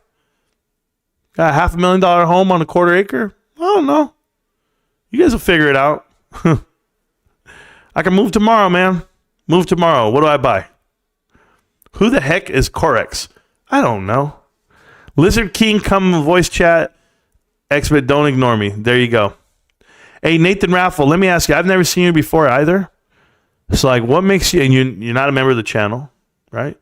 What makes you come to the chat, Google my name, Google my address, go see where I live and how much it's worth? Why do you guys do that stuff? What do you get out of it? There's no one else to bother? You have nothing else to do today? I've been sitting here, 721 people coming to this damn channel already, and you're just one of the pricks who wants to come out and put out some information, I guess. See, look at someone just said, Nathan, why are you looking up people's houses? Thank you. Because his real name isn't Nathan Raffle. That's why. Because he's not man enough to put his face on it and his name on it behind his words. I'm standing right in front of you. You know my name. You know where I'm at. You know where I live. Wow. I should be so scared. Why does Marantz hate bears? He's an actual accountant and knowledgeable. Oh, is that somebody I know? Is it somebody I know? Is that Bears with Shares? Shares with Bears? Who is that? Bears with Shares? Is that Running with Bears? Is that the same guy? Why do I hate him? Because he's a fucking clown. Bro, let me tell you something, guys. Those were some dudes that I knew growing up I would never hang out with. Never hang out with. And Bears is one of them. That guy once said, we could go for some beers sometime, Marantz. I wouldn't be caught dead in the same room with a guy like that. And he could be the doctor, and I need life-changing, life-saving, or whatever. And it ain't happening, bro. It's not happening. I don't hang out with punks.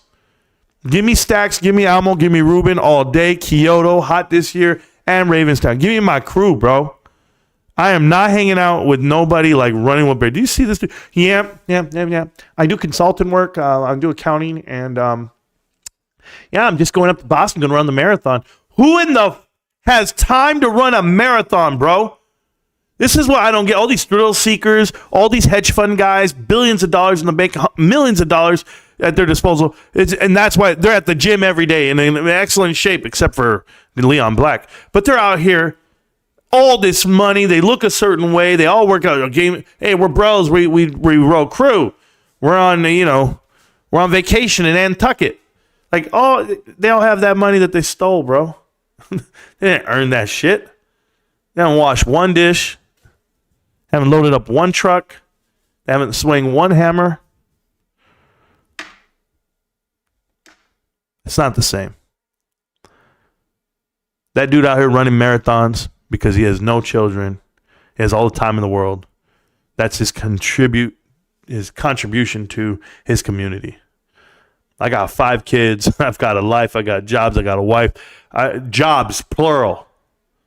I got stuff to do. Sorry, I don't have time to be up there with you guys. A knowledgeable accountant. He went to school in Alabama, bro. Okay? Let me tell you how smart they are. Roll Tide. Fucking state slogan. War Eagle. They have no lives. It's sad. You know what's even better? All you guys are sad because, you know, the hundreds of people that come into the chat today, the thousands of people that end up watching this live stream, and the trolls, you guys have been here for hours. Guys, I've been live for 3 hours. And you've been typing to me paragraph after paragraph after paragraph. Like, do your hands get tired? Are you making money by typing to me? I think you are. Bruh, you didn't clean out your locker?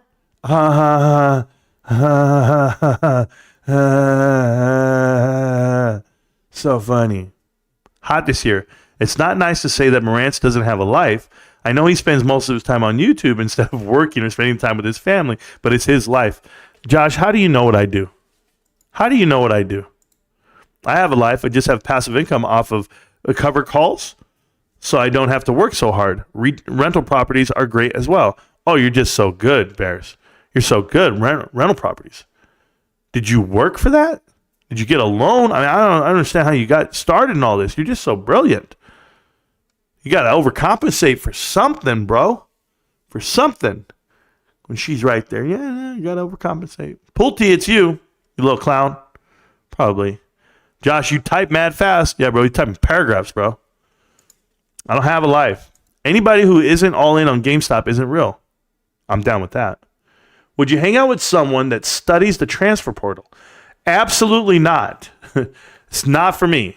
Not for me. I think it's pointless to predict where people are going to go or where they did go and why does it matter. I just let games play. If you're going to watch them, watch them. If you're not, you're not. I don't think it's relevant content, to be honest with you.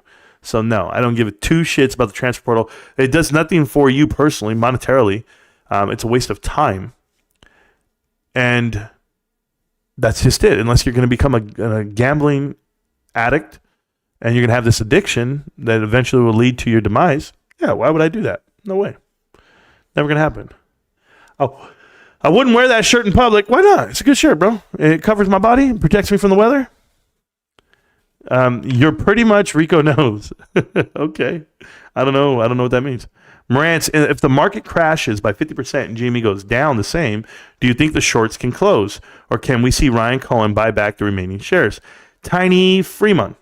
You know, I don't know how that's all going to work. If it crashes by 50%, the whole world's coming to an end. That's a huge correction, 50%. So, that being said, do I think Ryan Cohen would buy more shares? I think Ryan Cohen can only buy up to 20 or up to 8 more % of shares. So depending on the price, GameStop themselves can buy $100 million worth of shares. So if the share price ever came down to $5, okay, GameStop could buy back shares, $100 million worth. That would then shorten up the float because they bought back the shares. And by shortening up the float, it would put a percentage amount on Ryan Cohen's position of 20%. So, or 15%, somewhere, I forget what it was, 20% maybe. So yeah, it'll work out in his favor if it ever got down to $5. It would be good night because he buys in more at that point. He doesn't have to buy in anything. It's just GameStop buying in with their $100 million. And we know GameStop has $1.2 billion. So it would put the shorts in a really tough spot because the amount of shares that are floating in the world, slim to none. The DRS number would be increased because of what would be the existing shares going the opposite route. So yeah, I think it'd be awesome if you can get it down to $5. But that's the checkmate move. That's the kamikaze move for those shorters out there and or people against GameStop. If it gets to $5, it's all over for them. I think Ryan can drop the hammer at that point. If you're not working 60 hours a week, I don't know what you're doing. You got to stack them GME shares up. Swish, I'm down with you right there. And I do more than 60. You know that. I don't have a step bro. I have a real bro. Oh, good for you, bro. I was born with the curse of being a Cowboys fan. Elmano, it's not a curse, man. You know, Cowboys win the division. You know, they've won the division 4 out of the last 7 years, and they did well. They do well. They're just not going to win the Super Bowl this year. Only one team wins. It's not something to be mad about. Go Pack Go. That's something I'll never say. I think Green Bay has the ugliest colors and the ugliest uniform in the NFL. Somebody tell me a different uniform that's uglier.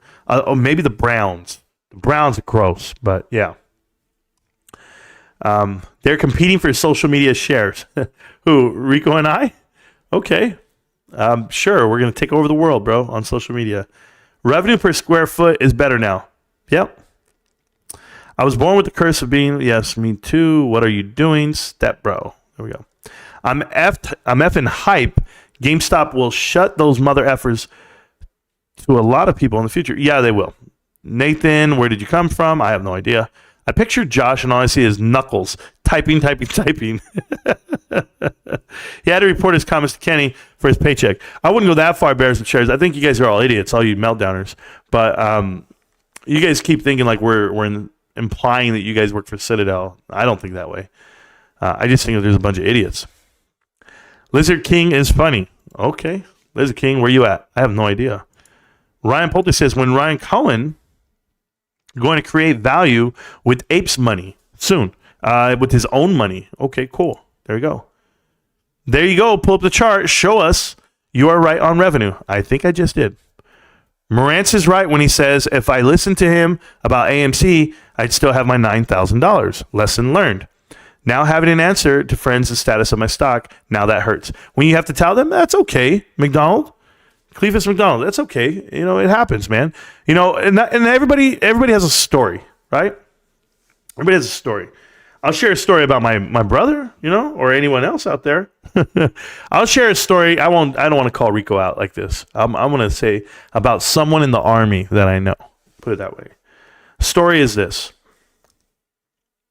They tell everyone how great they have it now, the relationships they're in, and what they did to get there. But along the way, after numerous STDs, and a lot of penicillin shots, and a lot of powder, a lot of Q-tips up the stem there, they learned their lesson. They shouldn't sleep around. They shouldn't hook up with randoms. So now they can tell you the story that, hey, they did it right. But they still tell the story to their buddies. Remember that girl who burned me, bro? Remember that girl who gave me the clap? Remember the one who gave me syphilis or what do they say? I had a whole list of things all in one word.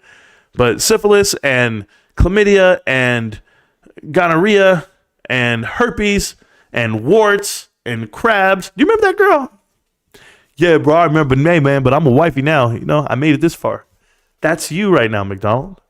You get to tell the story of all the bad stuff you've done. I invested in the AMC, Mullen Automotive, Bed Bath & Beyond. But now, you know, now you're a wifey. Called GameStop. That's just all I'm saying. So, gonosyphilipalotopus. Yeah, all that stuff. That's the one I was trying to say. Something like that. You know which one I want. Are you a Giants fan, DeVito? Who would ever be a Giants fan, bro? I don't even think that's fair. No shot. This ain't Rico Knows. Did somebody ask me if I am Rico Knows? Yeah, no, bro. I'm Rico Knows. Hi. I'm Rico Knows. There you go. Here you go, Step Bro. Pay attention. Yeah, absolutely. Go ahead. It shows it better. Thank you so much. I have charts. Okay. Get that checked out, please. Let's just choose the years for your convenience. No, it's fine. Yeah, I just did it for you. Do you have a time machine? What years do you want to look at? I just showed you, bro. There you go. Got it. Accurate information. Nick M has a notification for the Marantz Rantz channel. Yes, he does. Thank you. That revenues are declining. Oh, no. Revenue decline, gross profit up. You don't understand how things work. Exactly, Gabriel. Gabriel's telling him. And I just showed it to him. 3 STDs. Ooh. I can always tell who is who because Rico is a little better looking. Hold on. Who paid you to say that shit, Stever? Even Rico's exes would tell you different, bro. Give me a break, man. You can't tell me a dude with the receding hairline is cuter. That's not even possible, bro. It's better looking. No way.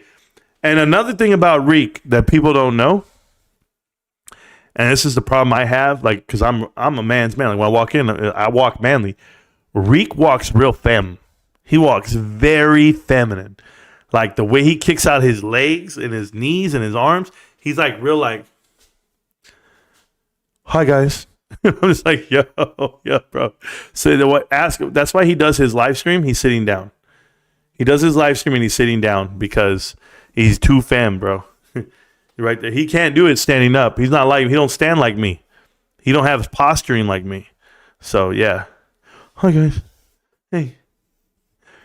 Watch how he does his pen too. He'll be like this. He'll be like, so look, so right here, the wide receiver, he wants to take it up and he doesn't want to come back down. He actually wants to go across straight right here. But I said straight. But yeah, so my name's Rico Nose, and so let me show you how it all works. If you guys don't know, then friends don't know, but I know. Yeah, better looking my ass. Revenue is pretty much flat while closing stores. What the F are you talking about? It's obvious who has never actually ran a business before. Yes, correct. Closing stores, cutting employees' benefits does wonders for your company culture. Absolutely. Absolutely. It lets all the old timers know that there's a changing of the guard and you're going to stop just sitting here eating fat off of my hog. It's not going to work that way. Get up and work for it.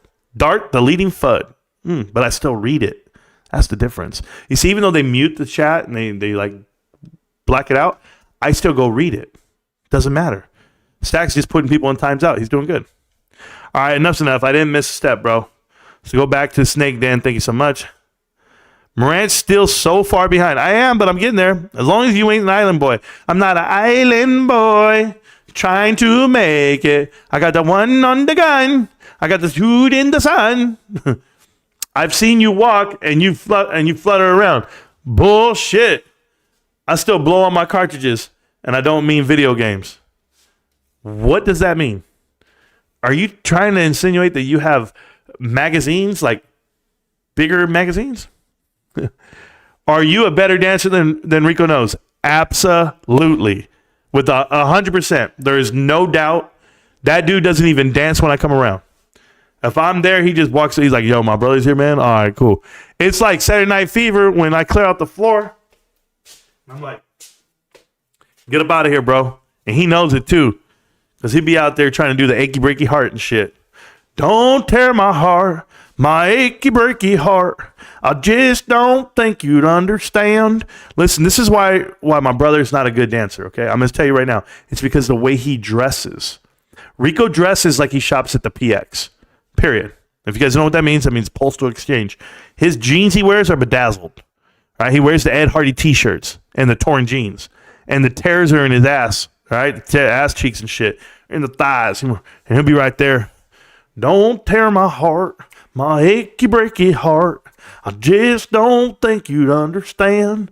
You lead. You lead. No, left. No, you go first. I'll spin me around. No, I'll spin you. Oh, do-si-do, my partner around. Hey, he took off with my girl. Who was that? Theo Nash? Theo. Damn it. I got caught by another one.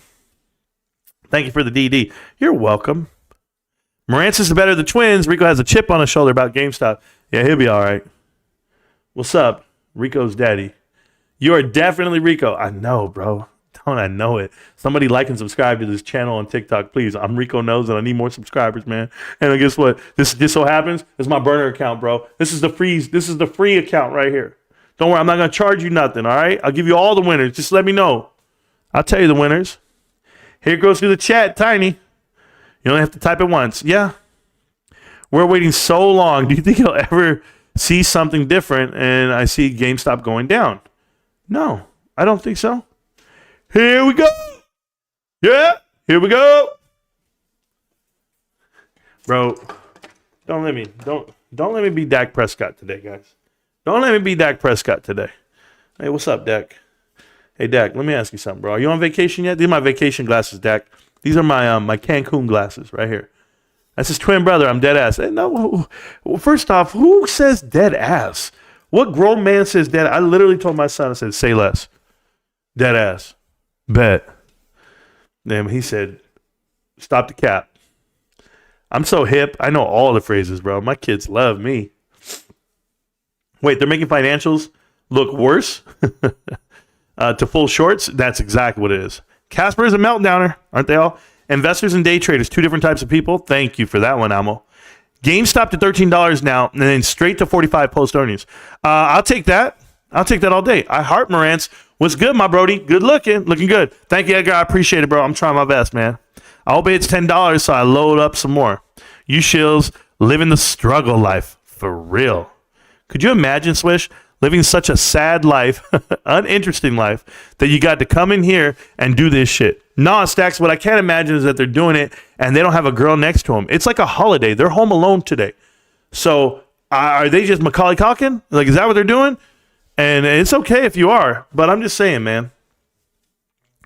Get a girl next to you, at least. Somebody. And prove to me you got a girl. GME Meltdowners are here today with full capacity. Yep. Sorry, doing a lot right now. Coming in here. Yeah. With what you and GameStop, what's with you and GameStop? Is that a kink or some type of autism? Oh, no, at all. You are, it's hilarious. Oh, my God, it's hilarious. But if you really want to know, I like to role play. I like to role play millionaire and poor guy. So if you want to, Noah Small. Noah Tall? Okay. No, if you want to, you have a biblical name. We can make this happen. We can. Be the three wise men. I'll bring you all the gifts. GameStop gift card, GameStop hoodie, and some socks. Let's get it on, Noah. Let's do it, babe. Let them show their true colors, always. You should say, get out of here while you can, Casper. Yeah, weaponized autism. Yeah, bro, it's too bad that he says that shit, because there's people in here that really have that issue going on, and it's not being considerate to them and their family. What's with you in GameStop? I'll tell you what it is. GameStop's an amazing investment. Stacks, let them talk for a few minutes. How many come? And it's funny. Yeah, they all come, bro. This guy's typed the same thing 3 times? Oh, bro, this guy's retarded. He has no, I can't say the words, then I won't say it that way. Dude, he wrote the same thing 5 times. I can't. That's his twin brother. No, it's not. Stop lying. 28 years of choking. Maybe next year, cowgirls. Like, you typed that up saying, I'm going to get him this time. Oh, man, check this out. I'm going to put this all over TikTok. I'm going to say the Cowboys are... Hold on, I'm going to tell him. Hold on. 28 years of choking. Maybe next year, cowgirls. Cowgirls, bro. Brr. Thank you. Appreciate you. Get a life. You watch the game, right? Good. Thanks for the views. Cowboy appreciates your revenue, your ad revenue. The people talking about growth and revenue right now are the same people who are talking about car notes in this environment. Don't get me started, Stacks. I better learn how to ride the bus. Noah sounds like he's from the spinoff of Discord. No wonder private equity are the same and the richest people in America. There we go. I got a feedback that says we got to stop the show because of hate speech. I tell you what, TikTok, I'll see you around, bros. Nonsense. And we all know I don't do hate speech, so. Hey, that was really good, though. We did over 9,000 people on TikTok. That's good for me, bros. Tell you right now. And you know what's crazy? I stop the live, and then all I do is I go right back to it. I just go put another live up. That's what I do, because I don't care. And as long as I get another live going, boom, right there. There you go. Go live again. In 3, 2, 1. All right, we're back. Noah sounds like he's from the spinoff of Discord, yeah. No wonder private equity are some of the richest people in America, a bunch of leeches. Yeah, they just hang on to each other. That guy, that's not good. He said the same thing 6 times now. Somebody gave him a timeout, please. Stop spamming. He's like 30 minutes behind in the chat. Yeah, it's because I'm retarded, as they said. Markets will tank in March when money used to bail out the banks is owed back. Vinny, that'll be great. This chat is going crazy as F today. What's happening, Vinny? Look at this in space. There we go.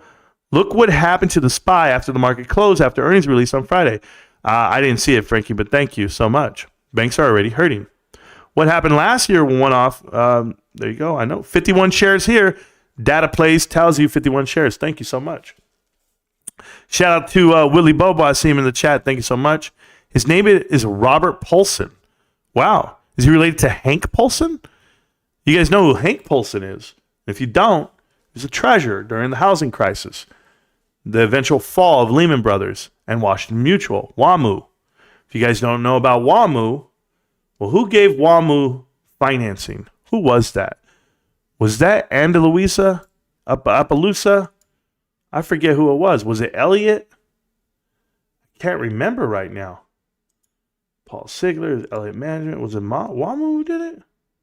Because you know I pay attention, right? Look at this. Corporation right around here. It was somebody that I read did that. Oh, it might have been somebody. It might have been the other thing. It wasn't them. It was somebody else that I was reading about. I have to. Silver Lake? Might have been Silver Lake. Or it was somebody like. I was reading somebody's name and it was telling me. But anyway, I don't care. I'll go back to the chat. You guys can't even see that screen that I have because I'm not screen sharing right now. Appreciate it. Thank you, Matthew Hayes, for the follow. Really appreciate that, man. His name is Robert Paul. I hear that movie quote every time it is typed. Thank you. I'm catching up now on the live stream. I'm sorry to hear about your economic misfortune due to Bidenomics. Yeah. I wish you the best for you and your family. Man, I really appreciate that. That sounded sincere almost. But I know you're a punk when it comes to Scott Allen and those other cats over there. I forget all their names. But you guys all suck. But thanks, Manuel, for saying something nice to me for a change. I never hear that. This is Sparta. Bro, I'm about to watch Spartacus right after this. I really am. I love to work and buy GameStop. There we go. 51 shares reporting for duty. Nothing like a Spartan kickoff, a cliff. Yeah, thank you for that, I guess. Dude, are you guys serious right now in this chat?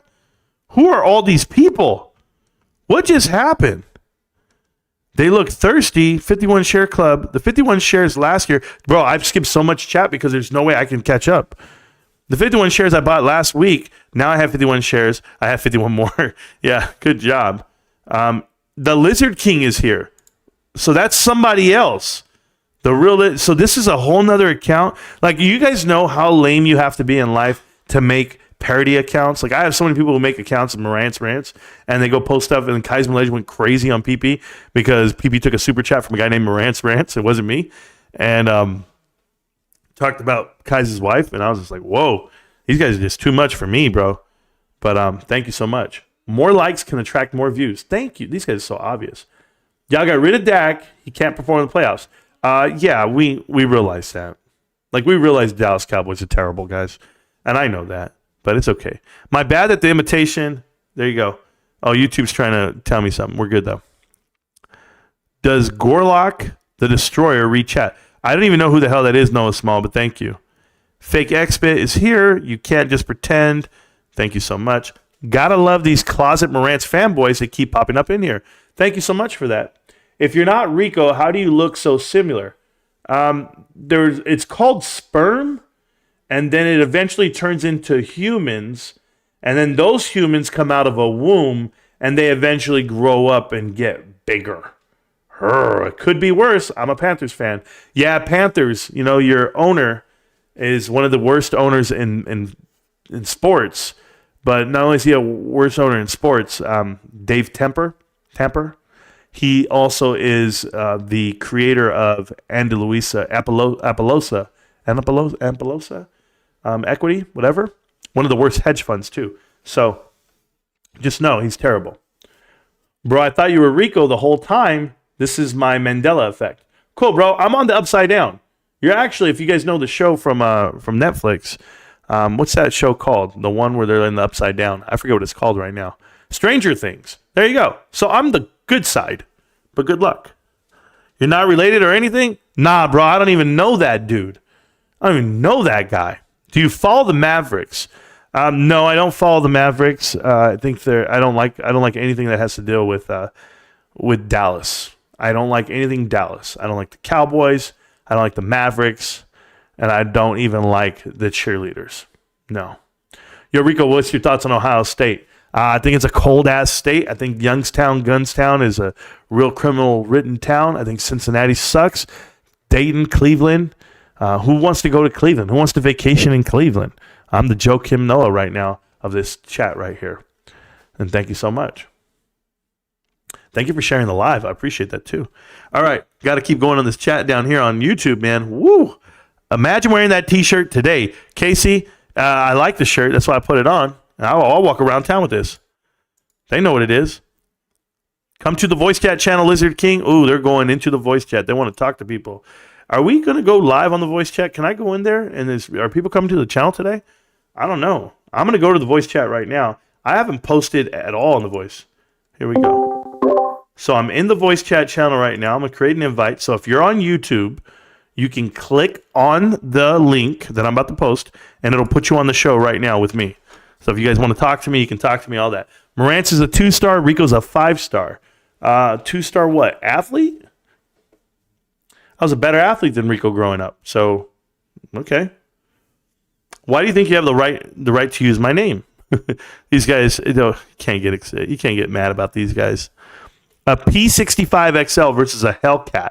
I don't care about cars and burning gas and fossil fuels.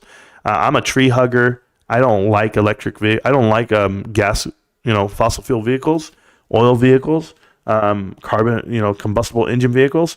I like electric. That's why the bike I ride is an electric bike. I want to call out all these guys who ride bikes. I don't know if you guys know about this, but out here in Southern California where I live, we have a thing called the Tour de Palm Springs. It's almost like the Tour de France, right? Like one of those states. It's almost equivalent, but thousands of people on bikes. And then you also have the official Ironman is down here where I live. One of the official Ironman courses, which is the Indian Wells course. So people ride bikes. And there's always these groups of people riding bikes everywhere. I'm talking about teams, guys. Teams on bikes. Like they're training for like the Tour de France and stuff. So they're on every road out here because the weather's amazing right now. It's immaculate during the wintertime. And they're all riding these bikes. Can I talk to you Canadians and you people from Washington and Oregon and they're from AB, they're from Alberta, they're from, Ontario, they're from everywhere in Canada. Let me tell you guys, okay, when you come down here where I live in Southern California, can you guys please not ride your electric bikes and think you're exercising? This is the biggest fraud I've ever seen. I saw a group of like 20 people in their 60s on these bikes, and they're right there pedaling like they've got the jersey on, the outfit, the hat, and they're on electric bikes, bro. The chick in the back, older lady, 65, was like this, pedaling with the speed, and then she stopped pedaling, and the bike went faster. I said, get her out of here, bro. They all have electric bikes. It's all nonsense, bro. What was your fastest 2-mile run time?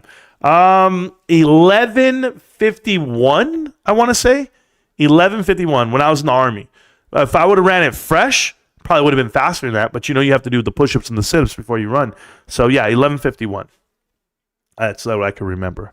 Extended scale, I was 341 all the way up to a 370 on extended scale.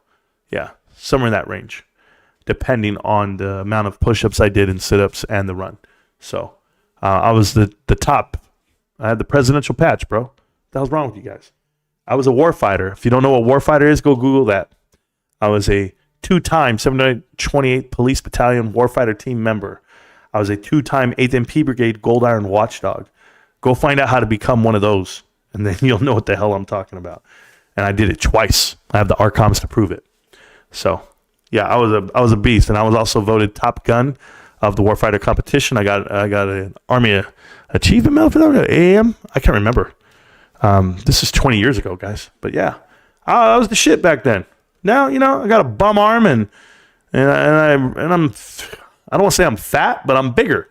I'm a bigger dude, Back then I was 165, 170, 175 running, just 6 feet and running with a 60-pound ruck and killing it. Now I'm 200 and hopefully 35 pounds after today, 236, 235, solid Army muscle. And I'm a problem. I'm a problem, bro. You ain't gonna move me. And I can still move for a little bit. All right, but let's keep running. Let's keep reading this chat. Let's keep going. I'm getting tired because I've been live for 3.5 hours. 8th MP, Hawaii, let's go. This is back when 8th MP Brigade was in Korea when I was in. So it was at Youngsung. in Korea, but I was the soldier of the year for the 8th MP Brigade, the whole damn thing. 2003. I was also the Area 2 second ID soldier of the year for all of Korea. Yeah, I was all that. Back in the day, man. Before I made sergeant. No, you're not. There we go. I'm the real one. There you go. Oh, you guys fight that out, bro. I don't want to know. You guys are stupid. Noah Tall still typing the same thing. Good. We gave him a timeout. Appreciate it. So I can get past that. Let's take this shower, gang. Yeah, let's take it. Darth must have to get back to work. Yeah, man. You took a shower during all this? I mean, damn. Want to see you get your lunch at Costco? My treat. There you go. I'll be doing a $1.50 holiday. I might be getting caught. You know, I have leftovers today. There you go, though. It says Jerry Jones GM root for Dallas dysfunction. Yeah, I guess if that's what you guys say. I repeat. Will the real X-Pit please stand up? Please stand up. You guys will have fun with that. I don't even have time for you guys' nonsense today. I'm new to the show, Jacob Plazo. You're welcome. Welcome to the show. I hope you guys like it. It's been an ongoing soap opera for 3 years. So we'll keep going, though. We're not going to stop. Green Bay is making a run. To what? They're making a run on what? They're not beating Frisco, bro. Get out of here. I said it. They're not beating Frisco at Frisco. You went in, you beat Dallas and Dallas. You think you're going to go beat Frisco and Frisco? I guess. You're the evil twin. Oh, the other guy? Yeah. Off-brand Rico knows. Thanks, bro. Appreciate you. It's called generic. It's called private label. Off-brand. I don't even know how to make your insults mean something. Those are TikTok comments, Jacob. Yes, they are. I get a lot of TikTok comments. I appreciate that. Mark, thank you for the follow. Thank you so much, guys, over there on TikTok. Appreciate you. Texans versus Lions in the Super Bowl. That's a bad guess. It's a bad guess. I don't think that'll happen. One, I don't think Jared Goff's a good quarterback. I don't care how many games the Lions win. They won by 1 point against a terrible Rams team. There's no way that I think Jared Goff's a good quarterback. So, but if they make it there, that'd be awesome. You know, I'll go for the Lions just because of the history of the team not winning. But Texans? Nah. No way. No way. Baltimore is looking like world beaters every day. But, there's a lot of parity in the league. So I think anybody could have won. I thought the Dallas Cowboys today is still the best team in the NFL. Still today, I think that. I just think they had a rough first half, and they couldn't get ahead of it. But it happened so fast for them. You know, it's like you wake up and you're just in it. So the poor play calling comboed with the results, that's what's going to happen there, man. It's going to happen. You can't get back from that. So it's on the coaches. Absolutely on the coaches. His crew changes often. There you go. Does him and Rico not get along? How can you get along with somebody you don't talk to, bro? I don't understand. You're the kind of guy I let my cat handle. Damn, you guys go at it, bro. Get them, bro. Cowboys are going to win the Super Bowl this year. Chad, they are. It's 2024. They're going to win. When that season starts, I'm very excited. Just kidding. Hell, I'm an Eagles fan. I shouldn't talk. No, you shouldn't talk because it's about to go down. It's about to go down. Who says I should I live stream the Eagles and the Cowboys? Should I live stream these football games today? I wonder if I should. Like my reaction as I watch them. But I'm not going to watch them. Hell no. I'm going to play like League of Legends, bro. I'm going to have fun. I was just chatting, being peaceful. Like right here, I'm giving you a 4-hour live stream today, guys. Man, you don't get this every day. And the market's not even open today. Well, 3.5 hours. I'm about to go, man. I see all you guys just fighting in the chat, and my legs are tired. For all you guys over there on TikTok, if you guys don't know, I have a stand-up desk. I don't have a sit-down desk. I'm right here, man. I'm just like grinding this shit out. Who's in the chat? Somebody just walked into the chat. Let's see who it is. Nobody. Somebody sent me a message. That's what it was. Oh, okay. So, yeah, there you go. So the message is pretty good. Stever, they're telling me who you really are. So they know who you really are, bro. That's good. They know that you're a burner account for someone else. I don't know how you guys have the energy to keep coming out, man. I just don't know. Like, I'm not even going to read these. I'm not going to unlock those ones that they muted. What's the point? He said, surf or turf tonight. What's up? Salazar said, what's up, Marantz? Brick props are coming out today. I'm a Cowboys fan. But man, yesterday was cherry on the cake. You mean like for the results of what it could be? Yeah, I'm down with that. Is this Rico knows for real? Yeah, bro. Rico knows. You know, Rico knows. If your friends don't know, but Rico knows. This is how you know I'm really Rico knows, man. Listen, guys. You guys can't talk to me here on TikTok. You can only talk to me on YouTube. But when you come over here, just make sure you click on the link for my Patreon. I want your $25, and I want it now. So click on it and get in there. I'm going to give you all the winners of today's games. Honestly, I got the 2 winners right now. And we're not talking about the NFL games. I'm going to talk about these WNBA games coming on and or these college basketball games. Put all your money right there on Iowa. Yeah. Caitlin Clark, best player ever. Go. Clown. Your Marantz, long time. Just checking in. P.S. I'm not selling. Dapper Don. Dapper Don. I appreciate that. Appreciate that, long time. Thank you for always coming around. You and guys are built similar. You said you and Kai's were built similar? Bro, I don't know what to tell you. I don't know. Like, you get a really good view on TikTok, but we're not built similar, bro. Like, I have muscle definition. I'm literally, like, I was showing myself to my wife, you know. I was standing there. I was like this morning, just, you know, when you wake up in the morning, fellas. So I was like this, just standing there. Dun, dun, dun, dun, dun, dun, dun. I did that shit, right? Watch this shit. I step back and I watch this one. You like that? And my wife goes, okay, babe, put some clothes on. It's cold. I said, damn, girl, it's cold. You saying it's cold? What? You ain't impressed? Nah. But yeah. You've banned everyone on Discord. No one's going to join. Richard Epstein.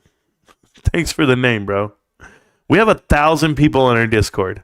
What do you mean I banned everybody? We have 1,000 people just because you're not there. The clowns. Get out of here, bro. You'll figure it out. And if you're banned on the Discord, you did something wrong. That's all I'm going to tell you. All right, guys, I'm going to get going. I appreciate you guys so much. I stood up here a long time. Connect the Dots part 55. If you guys didn't watch it, it's the beginning of this episode. We broke into it. I have questions for Bill Pulte. I have questions for everybody. You guys know what it is. It's GameStop. Can't stop. Won't stop. GameStop. I'm going to see you around, millionaires. And you know what it is. Peace.